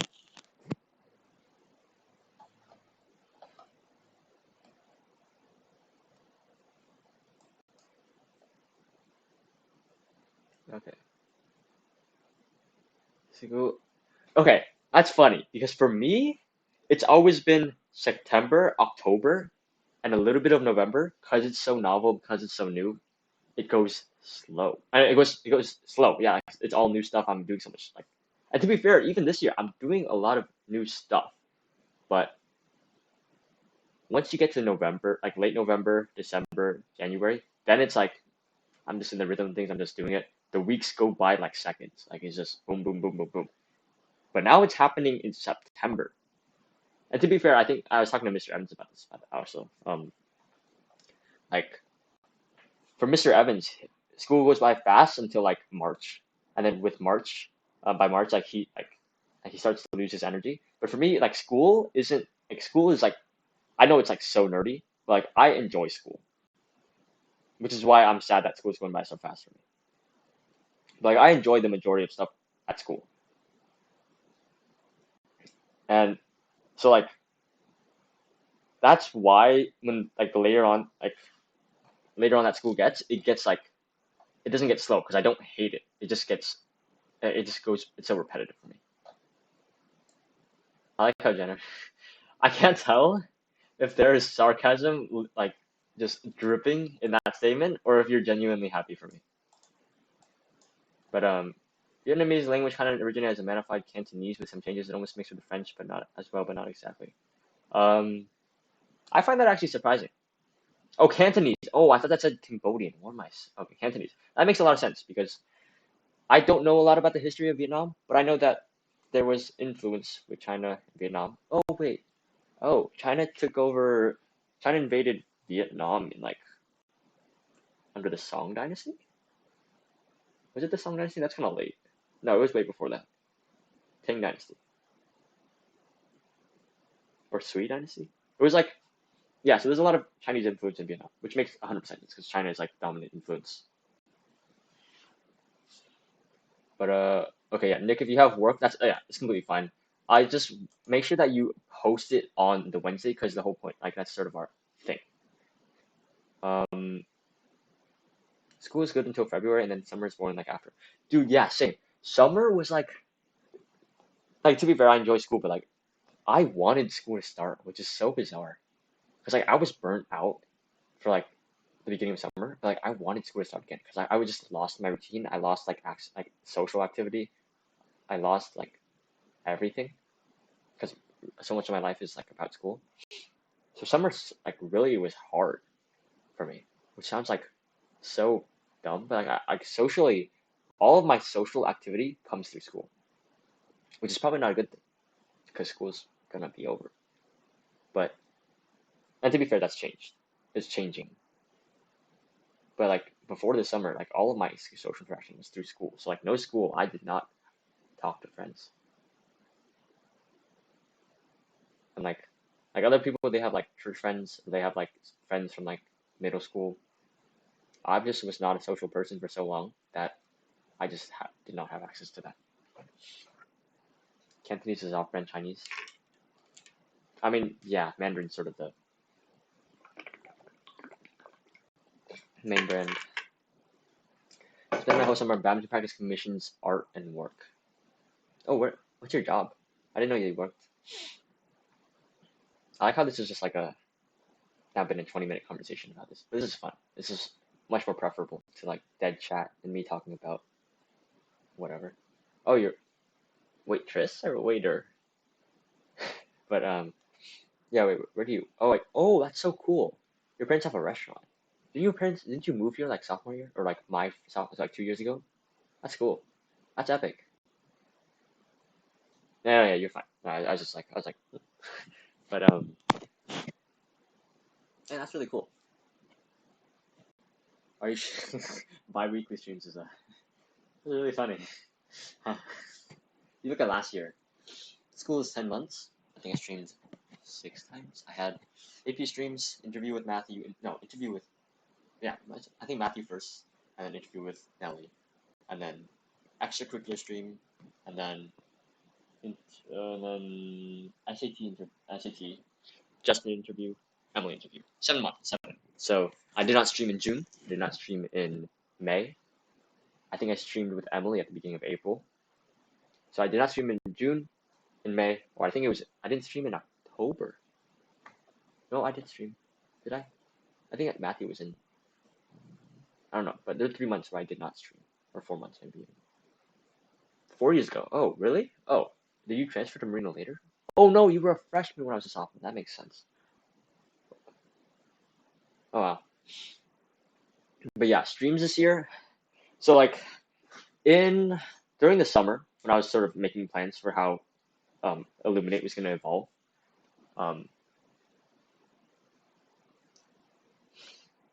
Sorry, I got distracted. So during the summer when I was thinking about, okay, how do we want Illuminate to evolve to fit the new needs, or not even new needs, because I haven't done.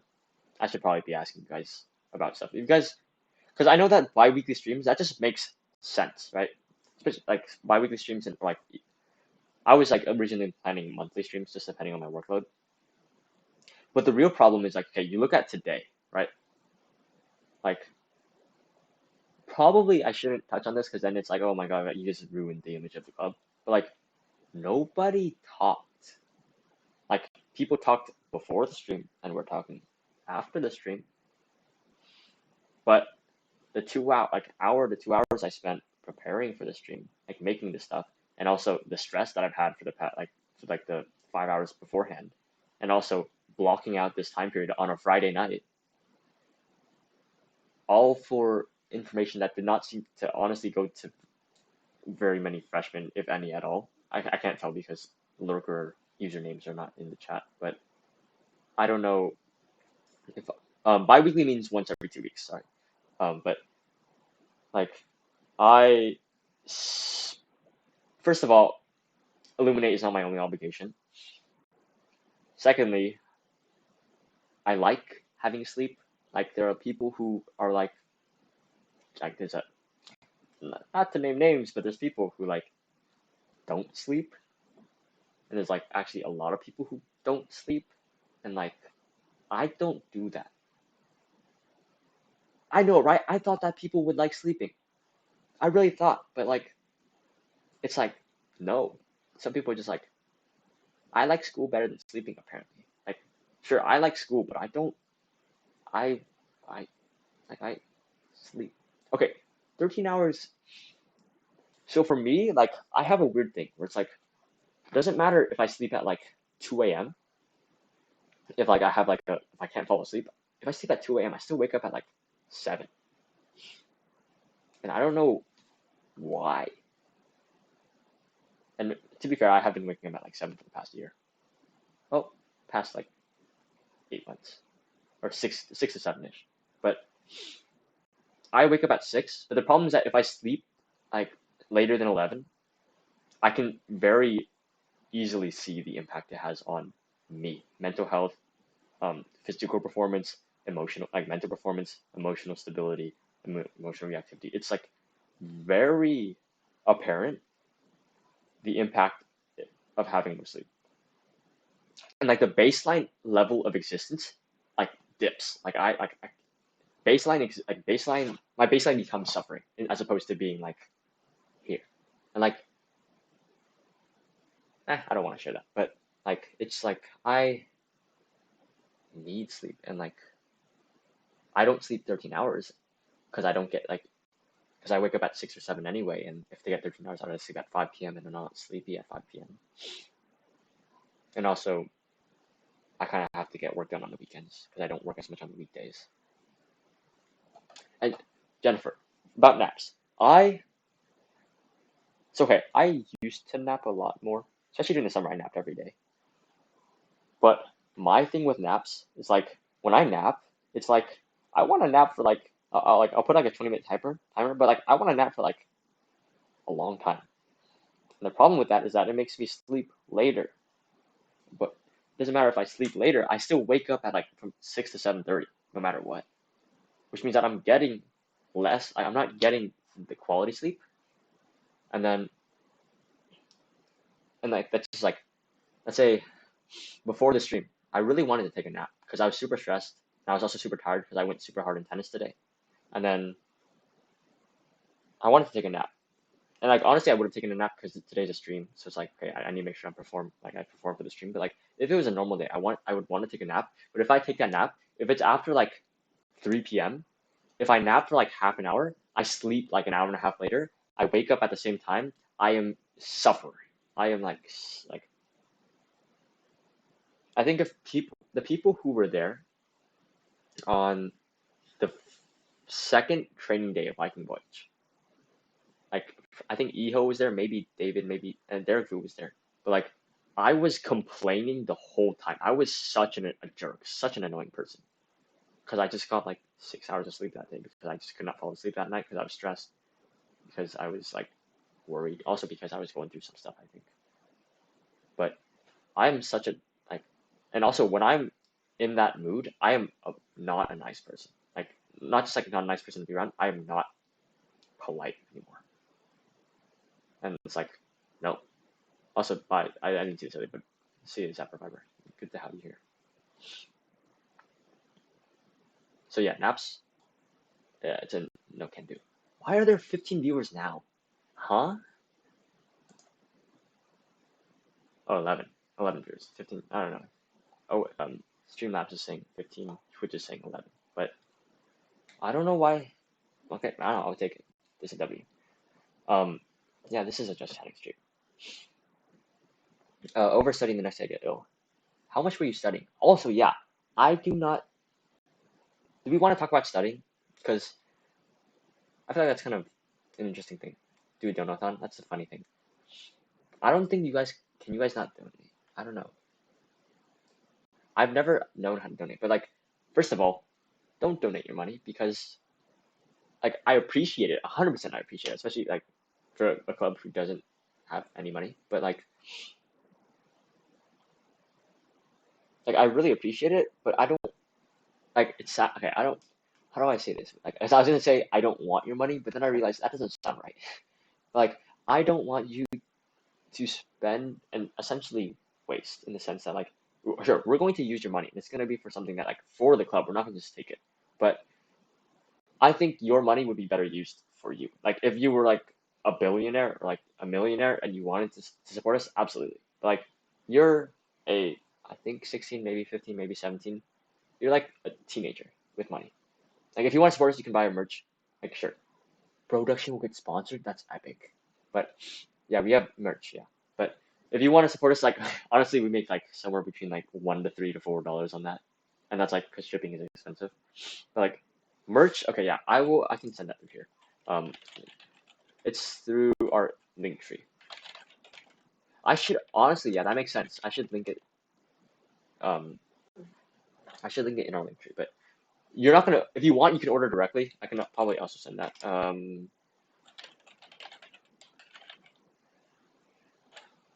Actually, I forgot.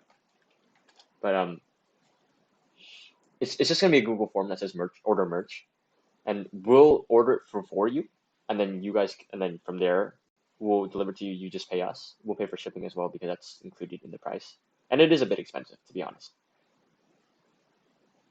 Membership registration, honestly, membership at Marina in a club means close to nothing. Only for clubs that require payment for membership because they're part of a bigger organization that matters. But like, honestly, membership means nothing, in my opinion.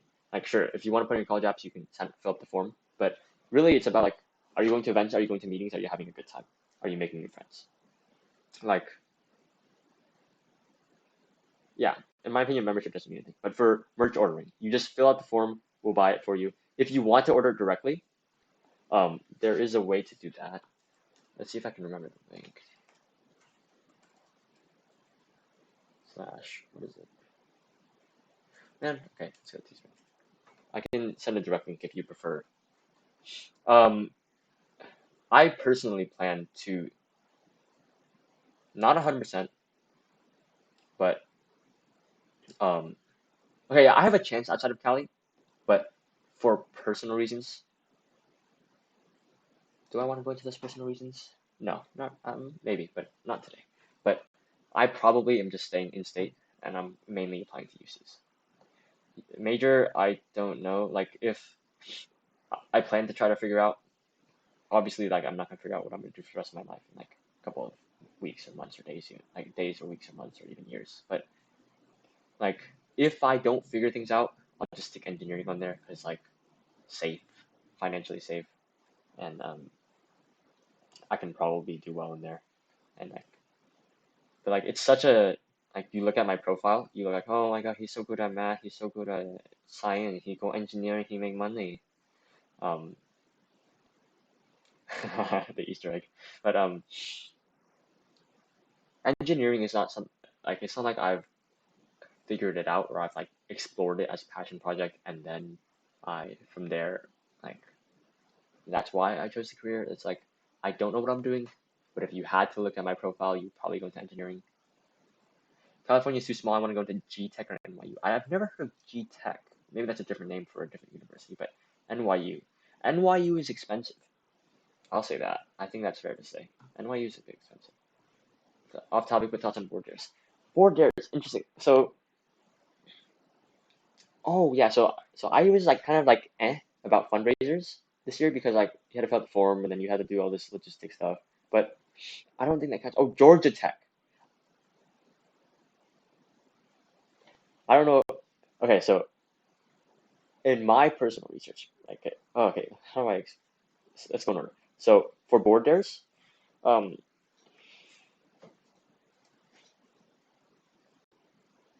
yeah, like board dares, it makes sense, and like I think people would troll me. I think a lot of people would troll me. So we can make something off of that. But it's like, no, it just makes sense. There's like internal resistance to the idea, but like, actually, borders is just such an obvious thing. No, people would troll me. Maybe you don't know them. Like PJ, I think PJ would 100% troll me. Like especially if I made it like cheap enough. Also, I just realized like I'm so slouched now. But like at the very least, PJ would troll me. Eyeliner stream live. Okay, makeup. I don't know. Like I don't know it or what or like how or when which. Like I don't know it. So that'd be kind of fun. But whatchamacallit? So we're talking about Georgia Tech. So obviously you can't get like the actual feeling of a college through Quora or Reddit, but that's how I did my research because can't really teleport there, and also I was too lazy to like look through all of this stuff, like to like look through the websites and everything. But whatchamacallit? Okay, I got distracted by Emily's thing. I'll get to Emily's thing, but man, that's but when I was looking at because for me personally, right, I used to think that I love competition. I thrive in competition, and to be fair, I do thrive in competition in certain scenarios. Like let's say you stick me into like, you put me in like a ping pong tournament, you put me in like if you play badminton, you make me like do Quizlet live, hyper competitive, super high performance. But when you look at, let's say, like when I looked at Georgia Tech, I saw cutthroat academic environment, automatic turn off. Like I thought that competition was where I would thrive, but no, like the past, especially junior year, I feel like junior year has been such like a huge thing for me. So many changes, so much exposure to new experience.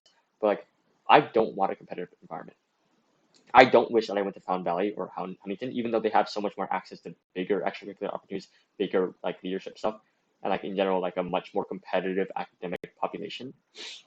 I really prefer the atmosphere of Marina, and not even just like, first of all, the teachers. Oh God, so good. Like, sure, some of them not so great, but like, oh God, like Dr. Hume, Mr. Evans, like Mr. Ehlers, Mr. Nguyen, Miss Murphy, like, and like, okay, just because I don't talk about a teacher, Mr. Raston, but like, just because I don't say a teacher doesn't mean they're bad, but like, those are the ones that just stand out to me, like, oh God, so good, like, such great teachers. But like, even without the teachers, this like community, I guess, I don't know how to do it, but like, our yeah, English department is actually so lit. Like, to be fair, we did lose Malia, and I don't know how good Viet is. And Kramer, he's got the energy.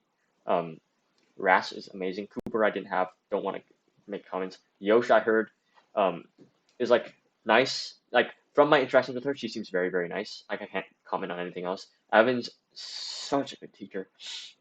Man, I love him. And then Dr. Hume, I can't say anything about Mrs. Hume, but Mrs. Hume seems amazing as well. Dr. Hume, this year, okay, I'm not an English person by nature, but I love Dr. Hume. Like, I look forward to his class, and it's not even like the people, like, sure, also the people in the class are amazing, the atmosphere in the class is amazing, but Dr. Hume is such a, like, wow, can't even, like, I don't even know how to say it, but I love it. But Kramer is also, like, amazing. Like, Kramer energy, like, the way Kramer teaches, like, the only thing I didn't like was that, like, getting good grades on essays was hard in his class, so hard grader. And to be fair, English teachers at our school, they are kind of hard graders, but the energy of the teachers, like the English department is stacked. Science department, actually, our AP science department is also pretty stacked.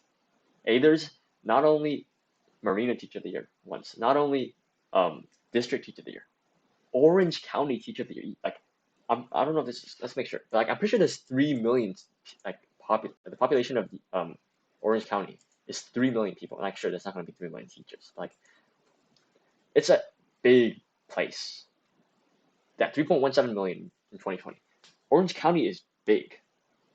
And Ehlers was it OC? I'm pretty sure it was OC. OC Teacher of the Year. Like, Ehlers is actually so good. And he's, like, I love Mr. Nguyen, I love Mr. Evans, I love Mr. Rasmussen, I love Dr. Hume. But, like, Ehlers was the best teacher. Yeah, AP Bio pass rate was, like, 80%. And to be fair, like, so that's, first of all, that's high. Like, I think national averages are typically, like, 55, 60%, no, 55%.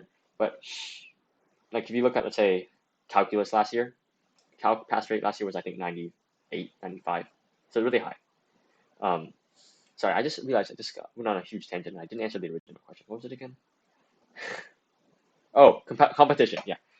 So like for me, like also another thing about like the reason why Ivy Leagues are not really like I might consider them, but like the initial impression of Ivy Leagues is that the majority of them are either super workload heavy in terms of like every day, just the homework, not even including extracurriculars, not including work. You stay up until like 4 a.m. doing, pull all-nighters frequently, just doing the homework because it's that hard and that much. Or it's hyper competitive or hyper elitist. I'm like, no, I'm not going to spend the next 4 years of my life there.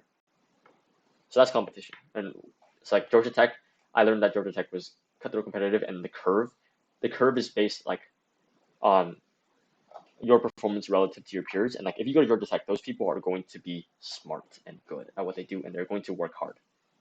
Which means that curves, like with a curve that's based on how well you do relative to others, that would be such a toxic environment for me, and I would not go. NYU seems like nice. I think I would consider it if it wasn't in like New York and like wasn't that far away, and it wasn't in New York, and it wasn't so expensive. Board dares, let's figure that out. So just as a heads up, like latest, we're gonna end stream around 9. That's a lot of time. But whatchamacallit? Board dares. Board dares, I think I should add it on. If I don't add it on to my to-do list, I'm gonna forget again. So honestly, eyeliner stream. If I get my parents' approval, but honestly, my parents are just like such good parents. So like I think don't want to jinx it, but I think they'll be okay. But I might just have like 25 board dare options, and then just like somebody's gonna buy all of them. Okay, let's add board dares. How soon do we want to do this? I'm so busy now.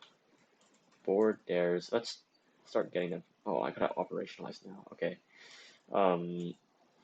People are talking. Okay, yeah, it has been chat for a while.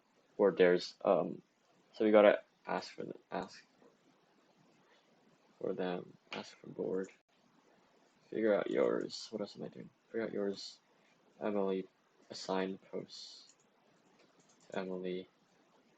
Also coordinate who gets paid, like money stuff. Sign up as Emily. Post due. Board dares close. South Coast Invitational. What is that?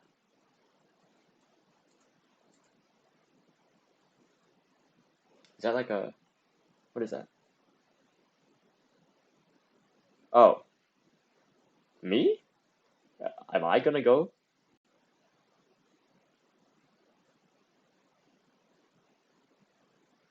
What?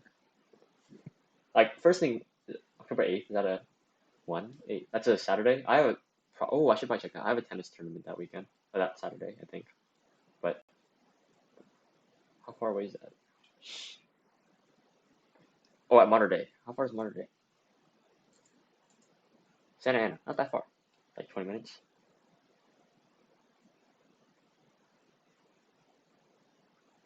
No, this is one I've signed up for. Okay, wait. You guys have to, you're gonna have to sell me on that, because like, I'll go, sure, I'll go to a football game because, not because of football, but because of like a friend going there. But like, I'm, I'm gonna go just to watch you guys. Like, am I gonna be able to hang out with you guys, or am I gonna do anything? David is Death Loser. Sorry. Oh yeah, my sister's gonna perform. My historic. Oh, I just noticed.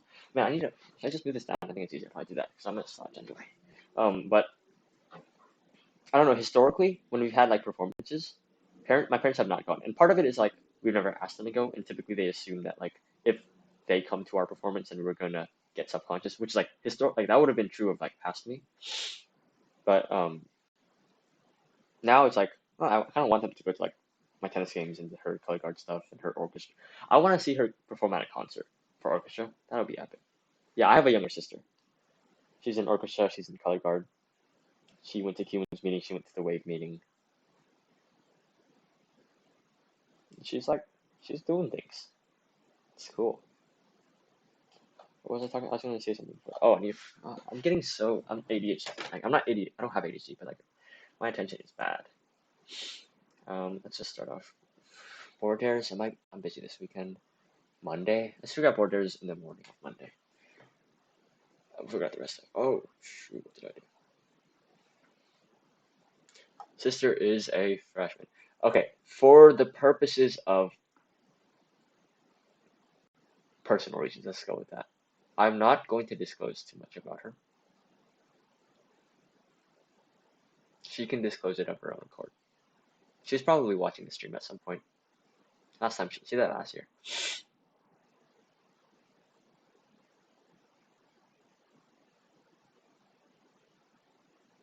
That's funny. How would you know that she's my sister?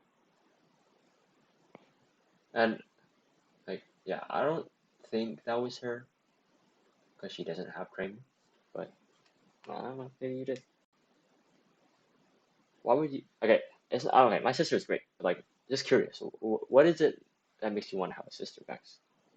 But yeah, my sister's in orchestra. PJ found out today who she was, and she was like, and then apparently my sister told me he went around telling everybody like, the whole period. Okay, yeah, maybe different color guard. I think there are 2 freshmen color guard this year. Yeah, I have a or is there other stuff I need to figure out? OC Invitational. What's the OC Invitation? October 29th. That's a Saturday. I don't have plans for that Saturday yet. My nose is so clogged. That's a soccer tournament.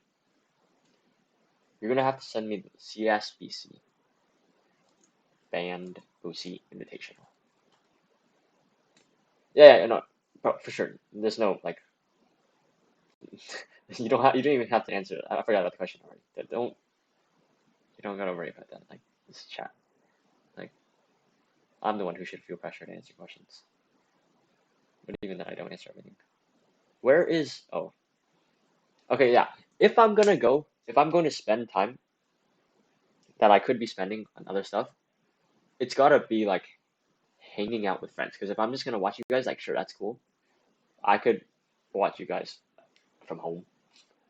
Like, it's gotta be like, no, I'm sure it's gonna be cool. I just like, it's gonna be like cool and novel for like 5 minutes at most, and then it's gonna be like, can I go home? Like I have a short attention span, which is probably not a good thing.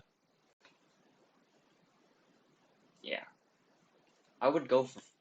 Okay, I'm gonna take my earbuds off. Hopefully it doesn't mess with audio because like my earbuds, even though there's no audio. Football games, even just hanging out with friends, like that's barely tolerable. And if I'm just gonna go to watch, then eh.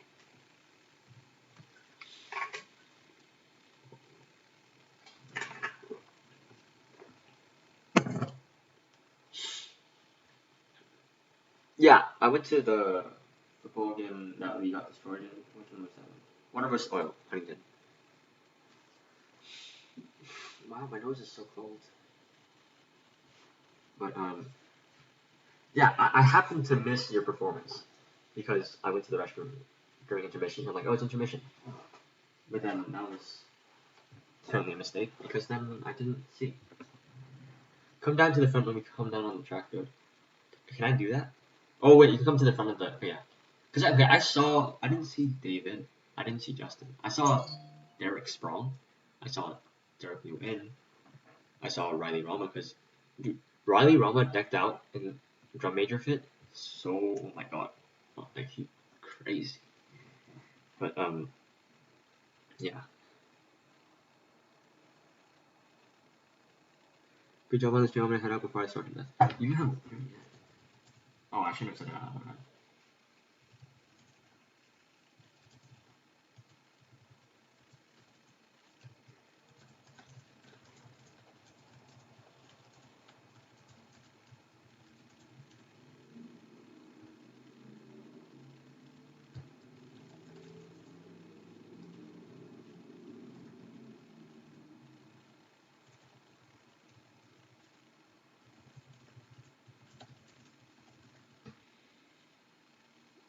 Okay, yeah.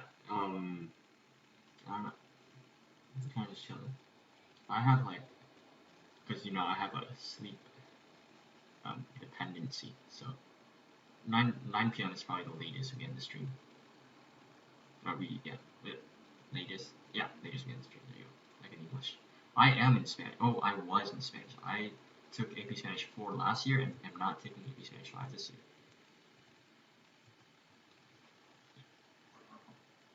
But yeah, I took Spanish 1 in middle school, 2 freshman year, then up to AP 4 in junior year. And like, I could have done 85 this year. I had like, not to be egotistical, but like I think I could have done perfectly fine in AP Spanish 5. I just don't want to. And I think that's, at least for me, I feel like that's decent enough of a reason. Is AP Spanish difficult compared to other Spanish? It depends. What Spanish are you in, and how well do you typically do? Like, since you're a freshman, I'm assuming 1 or 2, and yeah, it's hard because like I'm trying to convey stuff or talk about stuff from the perspective of like I'm over. Are you in Spanish 3? You a sophomore? Oh, I'm sorry, I forgot you're a sophomore. Yeah, my bad. Okay, yeah, Spanish 3. How are you doing in that? how do you typically do in Spanish in terms of like tests? You send it okay. Can you send it as a picture, Bex? Because like I said, like my Instagram addiction is bad, so I'm on Chromebook, so I can't see what you sent. Can you send it on, I guess, an image? You had 100 until today. Typically, how well do you do in Spanish? Like, are you like let's say on a test, what is like your average score and your lowest scores? And also how. Actually, no, that's probably not a good measure of your success. Let's go with those two questions.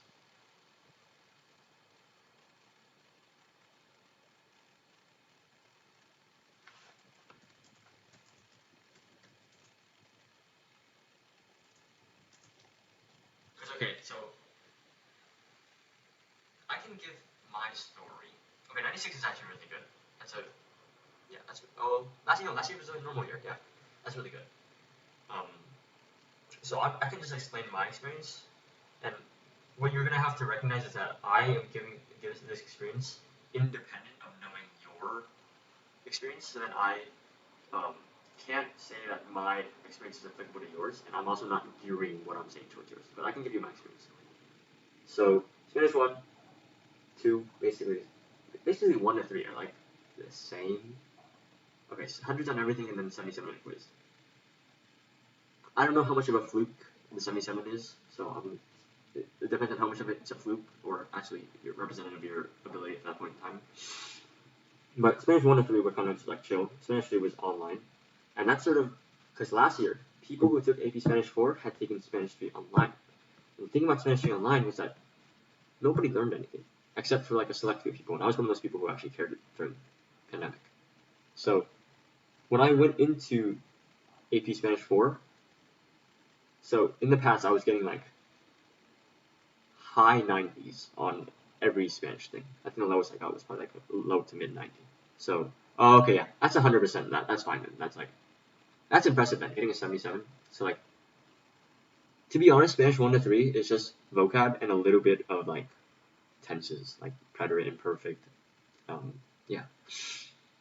But for AP Spanish 4, first of all, brutally hard. Like in terms of actual difficulty, like you go from Spanish 3, you're like on a test, you might have like a mini article and like some audio that's like the audio is narrated by somebody who like is like speaking and kind of enunciating it reasonably clearly. AP Spanish 4, they throw you like not even into the frying pan, they just throw you straight into like a wildfire, like an inferno. Like it's so, yeah, no, yeah, same. Okay, I know you mean it. You seem like it might be a good idea for you, but AP4, like it's disgustingly hard, but your grade does not suffer. And I've said this to like so many of my friends. Like every single day you go in, you either read like an article from like a Spanish news website, like literal like or like a Spanish article, like a Spanish like story. Like it's gonna be like actual resources from like that are initial, like they're not like translated. Like, this is like produced in a Spanish speaking country, and like you just read that document, or even worse, you get like a video or audio of just a native conversation or like a native interview, like a native speaking interview. Like it's really tough stuff, and like it's like it takes maybe it's only by like February do you start to get like a little, you get to a point where like you're starting to like, instead of barely having enough to breathe, you're starting to tread water a little bit instead of drowning. Hi Edwin, I'm assuming you're here. But AP Spanish 4 is hard, but it's like very easy to get an A in the class, but the AP exam will actually test you on your ability.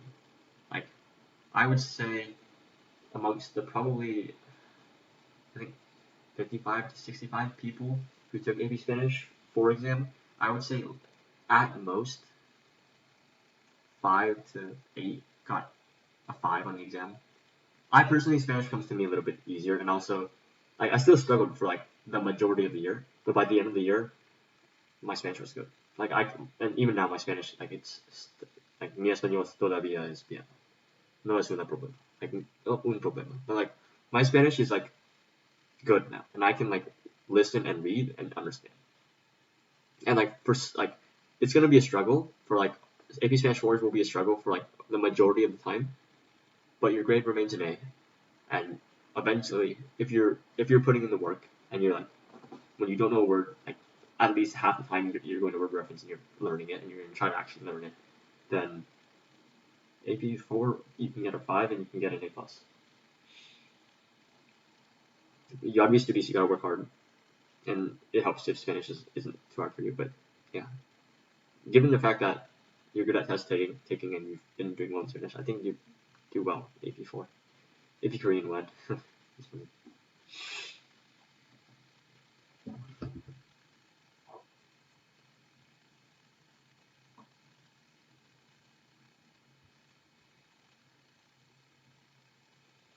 Okay, I think Max and Jeff are probably the only people in here. I still want to talk, but like, if not, it's gonna be fun. Might as well end it here.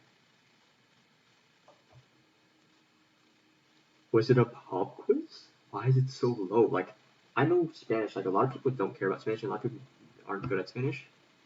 But like, 51 is like abysmal. Not a pop quiz. Today's a Friday. Yeah, it's not even like it's a Monday, you know, for people forgot. Why? What was it about? Was it just vocab? La brújula? Wow. Wow. I don't understand. 51 is like, wow. Oh, every Friday you have a quiz. But you didn't know about it. Oh, wow. Yeah, it's vocab. Okay, yeah. Is it like the camping stuff? Like la brújula, caerse de, like equilibrio, saco de dormir? Yeah, okay, the problem with Spanish is like, if it's vocab, if you didn't study, you're done. Yeah, you're just doomed. Okay, didn't know that. Is that Spanish? I think that's Spanish 3. Competición. Oh, that's like, well, that's chapter 2, isn't it? Yeah. Oh, that's crazy. I guess. Spanish, yeah, I don't know, 51 is like, okay, if you said like, somewhere between 65 to like 75, I'm like, okay, that's like stereotypical Spanish. But, wow, 51 is really good. Trofeo, medalla. It's been so long. La competición. What else? Vencer, perder, ganar. Wow, I remember. It's crazy.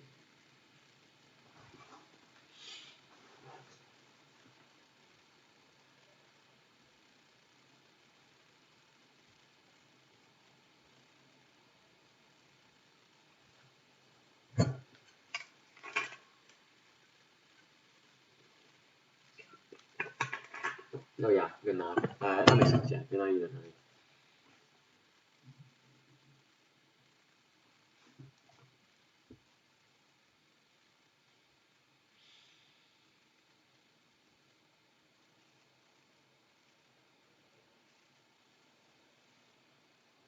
Okay. Oh shoot, I gotta eat it actually. Do I sound live in chat? Wait. Okay, wait.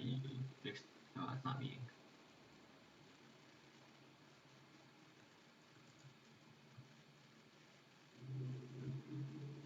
I didn't know like award ceremony. Oh shoot, how do you say that? Wait. Oh wait. It's like right underneath the surface. Because it's not just ceremonial de. Oh, is it just no?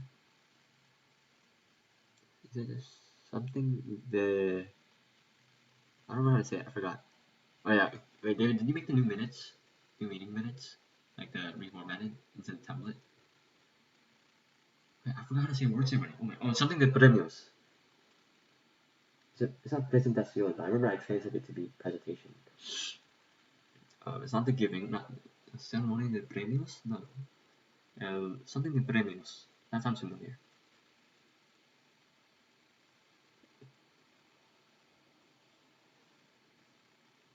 Okay, yeah, it's. Are you in the Illuminate Drive? It should be called meeting minutes and then bracket double M close bracket. Go into the Google Docs. It's easier that way.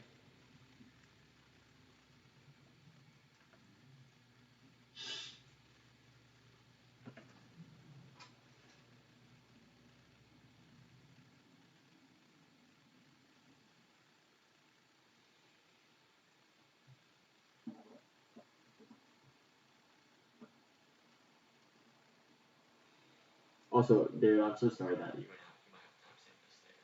Or maybe you can just timestamp it as shilling, but to be honest, I feel like there's a lot of clip of the week opportunities in here that it would be easier if Nick could just, because I don't think Nick's gonna put in the work to like scroll through and like, oh, what did Dillon say something clip worthy here?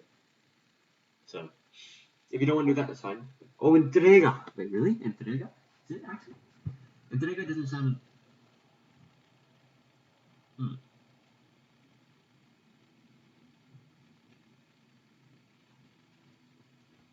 Ah, that doesn't ring as much of a bell as I thought it would.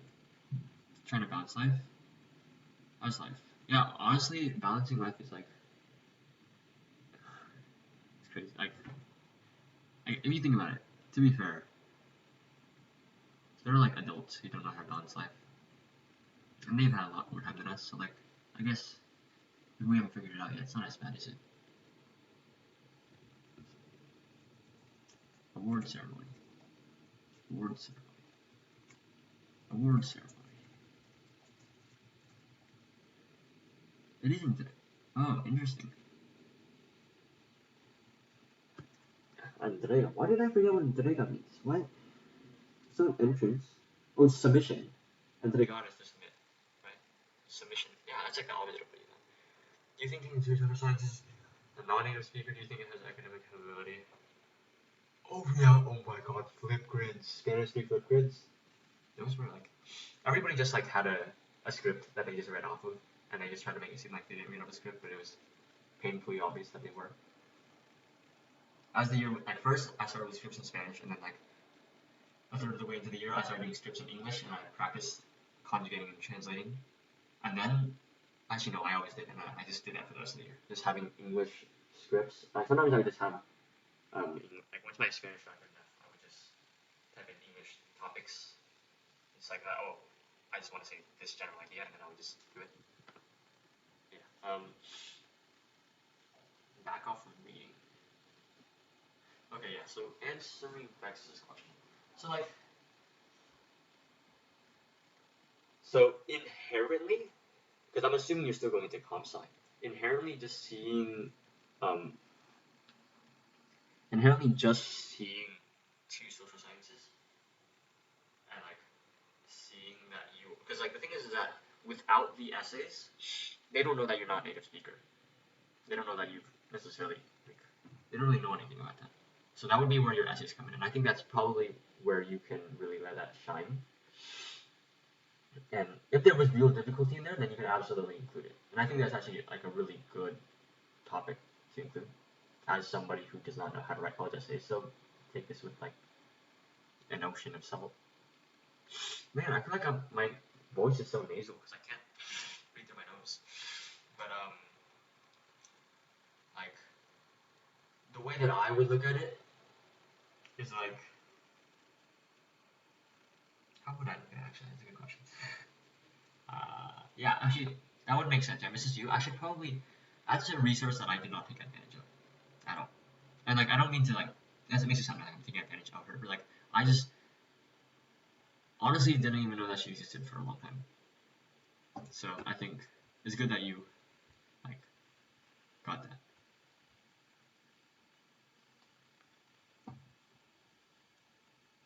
Yeah, they do want diversity. Mrs. Yu is our college and career advisor or counselor. She like, if you have any questions about college stuff or anything like that, you can go. It's like you go into the library and it's like turn right away. I don't know when she opens up shop, but like you can just go in whatever. Or like, yeah, and you ask her like college related questions, career related questions, and she does seem really nice. You just gotta make sure you don't get like, you don't, because like she obviously has so much to deal with. I would like, and I haven't interacted with her, so I don't know, but like I've interacted with her once, and she seemed like she was in a bad mood, and like I feel so bad because like I feel like counselors have to deal with so much, like in general, like teachers, government employees have to deal with so much. It's like I would just be careful there. Crazy. I didn't make a Common App stuff until summer, but okay, it's 9 o'clock. if you guys have any more questions, I'll answer them right now. But if we're just gonna chill, I'd prefer to just get sleep, to be like, I don't mean to like offend, but like I've got stuff. Do you have any last questions? Like,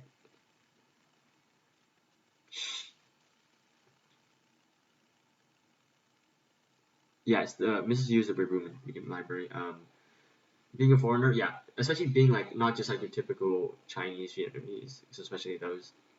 Not to say that that's necessarily bad, but I'm saying like there's a lot of those. Especially like you're Thai, right?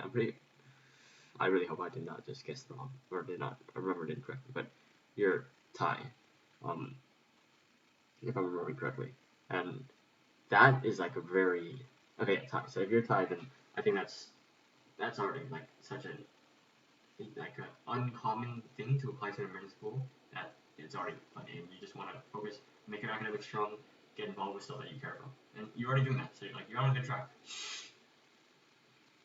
Okay, so I'll just answer this last question. Does sleeping more increase PSAT scores? I can't. First of all, I don't have any data on that. And like, if I were to guess, I actually don't think there's any correlation. That's my guess. Because sure, like the way that I look at it, sleeping more is not about a particular outcome. For me personally, sleeping more is about increasing the quality of life.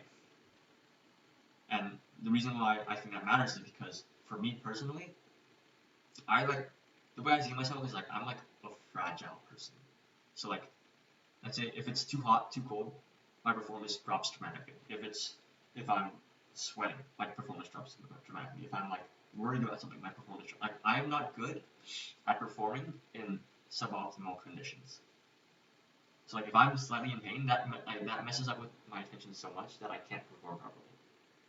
And for me personally, I don't like. Honestly, I think I could probably still get good AP scores if I didn't sleep as much and I was just working all the time. I think I could still get good scores just because test taking is so like is such an inbuilt skill for me, which like I'm grateful for, like extremely, because it just makes school a lot easier.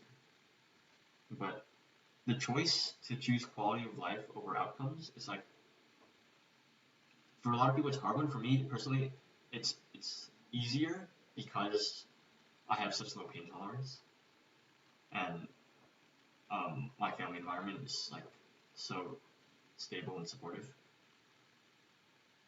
So it works out for me. I would say that sleeping, like that's sort of my opinion. So yeah, my thoughts were kind of jumbled there, but sleeping, in my opinion, increases quality of life, and quality of life can improve performance. But good outcomes, specifically outcomes, not good actions or good, just good existence. Good outcomes can still arise without proper sleep. But yeah, thank you for like actually being so generous with like actually letting me sleep. Like it sounds weird to say, but like I really appreciate that you guys are so nice about it. But I'm gonna wait for lag to catch up, and then I'm gonna say goodbye.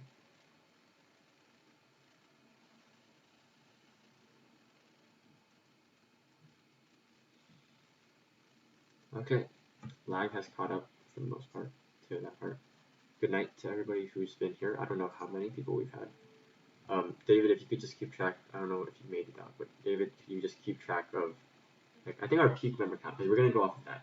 We're going to say peak member count was, I think I saw 15 at some point. We're going to say that's how many people attended the meeting. So,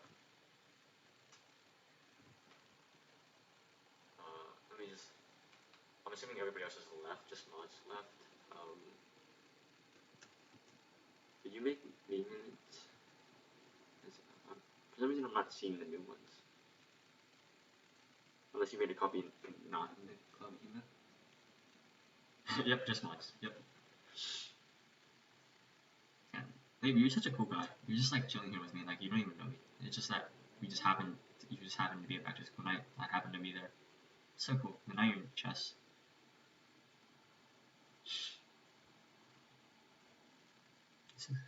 So nice. Okay, yeah. So, okay, David, I kind of need you to do it, because today's the last day of September, and I haven't submitted meeting minutes for September. You were in chess last year. Okay, yeah, because like, I asked people's names a lot, but I never learned labels. Like I remember, like Levi never was a name that I learned. So if you did come, I must have just never asked you for your name, and you probably just hung out with the other people, and I just never ended up playing against you. Also, chess club today, like first like actual meeting where like it was in our room and we had chessboards, like it was like crazy, like I don't even know what the member count was. It was like so many people, and then also Landon's like he attracts a crowd. There's like 5 people, 6 people who are just there for Landon, which is like amazing. Actually, it's basically a Japanese board. It's funny, but yeah. In terms of membership sign up, you can sign up in our link tree. That I can probably just type as well. Link tree. I think that's right. If not, it's the second one. This one. Should be the first one, I think, but if not, it's the second one. But oh, you sat next to me when I played Make Simultaneously. So that's yeah. I need to work on my chess because I played some Hanam today. All right, good night. I like you can chill for a bit because I need to figure out some stuff with mods. But yeah, if you want to just talk for a bit, I'm still here. I need to work on my chess. You know what? While I wait for David, you want yeah. I've always wanted to do this. I want to stream chess. Oh man, why is there lag though? My CPU is lagging. You know, we don't have to play bullet. We can just play blitz. We're gonna play one game of chess for fun.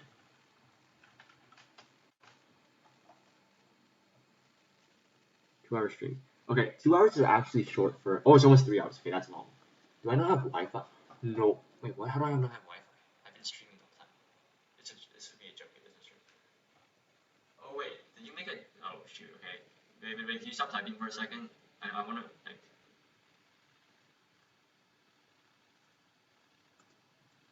Actually, no, it doesn't matter. Never mind. But wow. Do I? Oh, it's not that calm though. It's dark. Okay, I'm gonna fix this. But David, in the future when you make new meeting minutes, can you just make a copy of the doc so you can just like so that the original doesn't get changed? It's fine. You're fine. My PC is getting very hot. It's not hot. I think it's fine. Nobody's here anymore. But I have this like I found this cool thing in my closet. That's like a shoot. I should. Where's the thingy? It's cool thing in my closet. Oh, cam is lagging as well. But, like it's like a connector thingy. Oh, please don't fall off. Like it's got a bunch of wire. Like I plug this into my computer and I can plug in 4 USBs, one HDMI, so 4 extra USBs, 2 USBs for charging, 1 extra HDMI, 1 extra audio port, and also Ethernet. Our faculty advisor is Peterson. Yeah. Okay. Yeah. So I am not a computer guy. So that's it. I'm assuming that's a doc. Okay. Can I even play chess like this? This is so bad. Yeah, I didn't know docs were a thing, and also I have a laptop. Oh wow, it's amazing. Oh yeah. Oh my god. No, this is not a Chromebook. I'm on my school laptop. I'm on a personal laptop, sorry. But I think it actually would work with a whatchamacallit, the school Chromebook. Also, I hate this line. It's so like generic.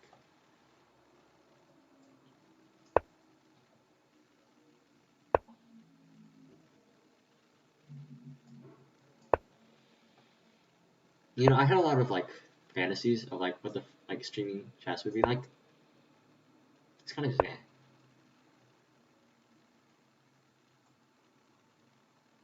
Do I want to do that? Let's go with this.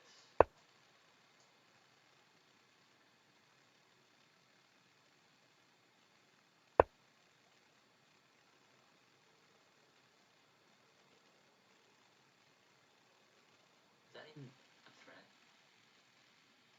You can come forward and it takes it on this on. I think I'll just call you on that.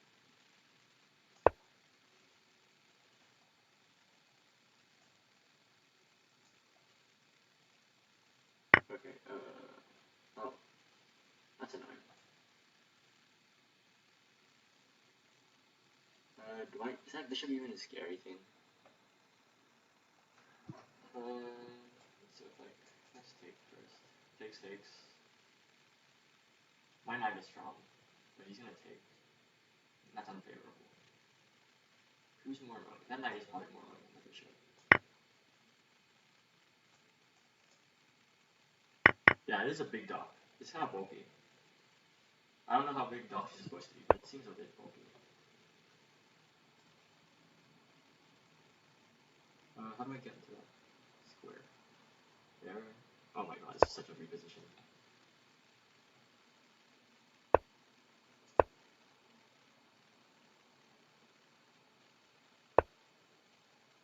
Whoa.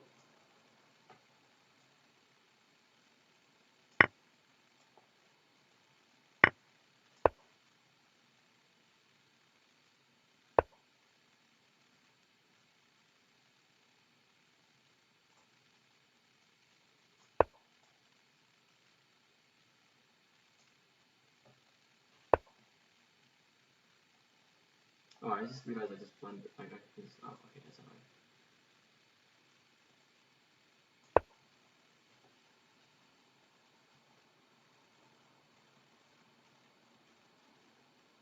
Doc has 2 USBs and HDMI, USB-C, and a Thunderbolt. Whoa.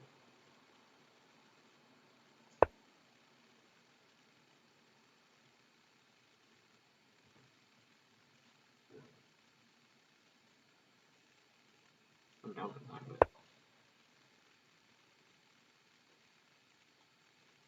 so wait, can I play that? Oh no, that piece. So there.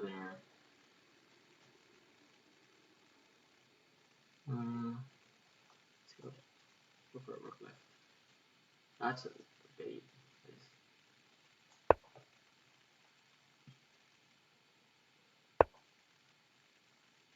Oh, that's annoying. That was a mistake, wasn't it?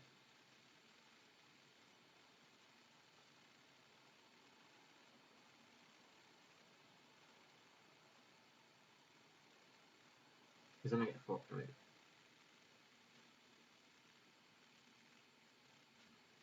Well, it's just how bad I was just now.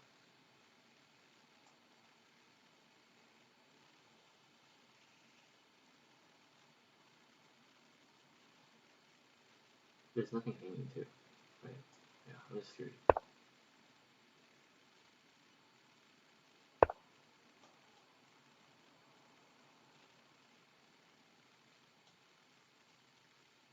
Yeah, I'll just take that and then.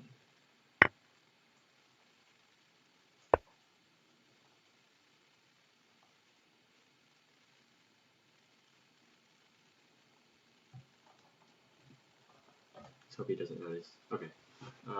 Is this the one? Yeah, this is the one. Okay.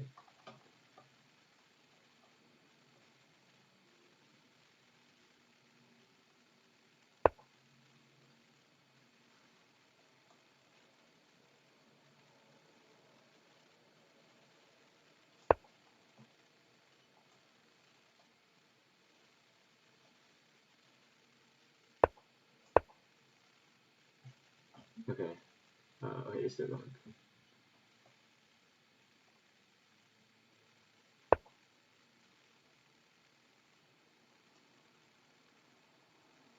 That's not good, isn't it? I'm down 2. So it takes. Oh, I'm going back for that. Oopsies.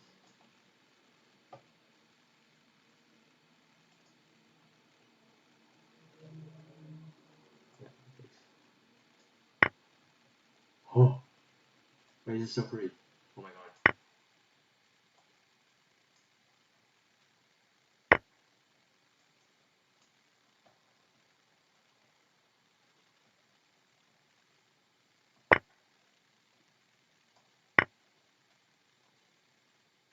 Oh, please, I don't have here. Oh, my cursor's lagging. There we go. I said to equalize.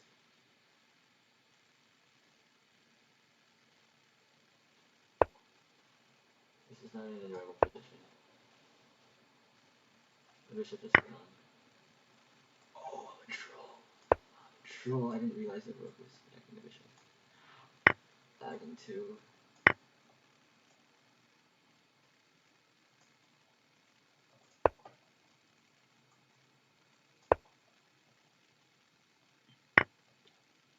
Oh my god, that's. Oh, I just got. I lost. It's already lost.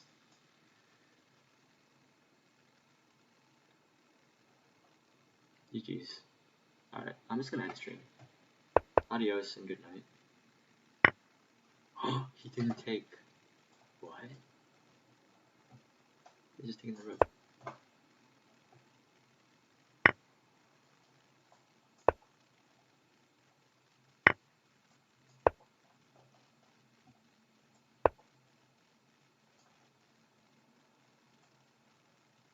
I just realized that that's bad.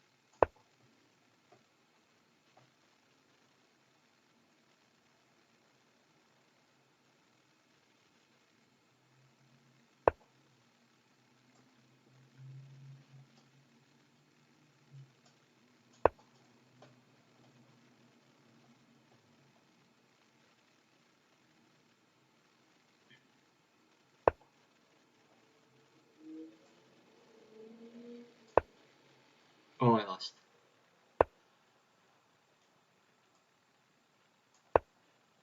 Jeez. Oh wait, no, it's not lost yet. Why is this so funny?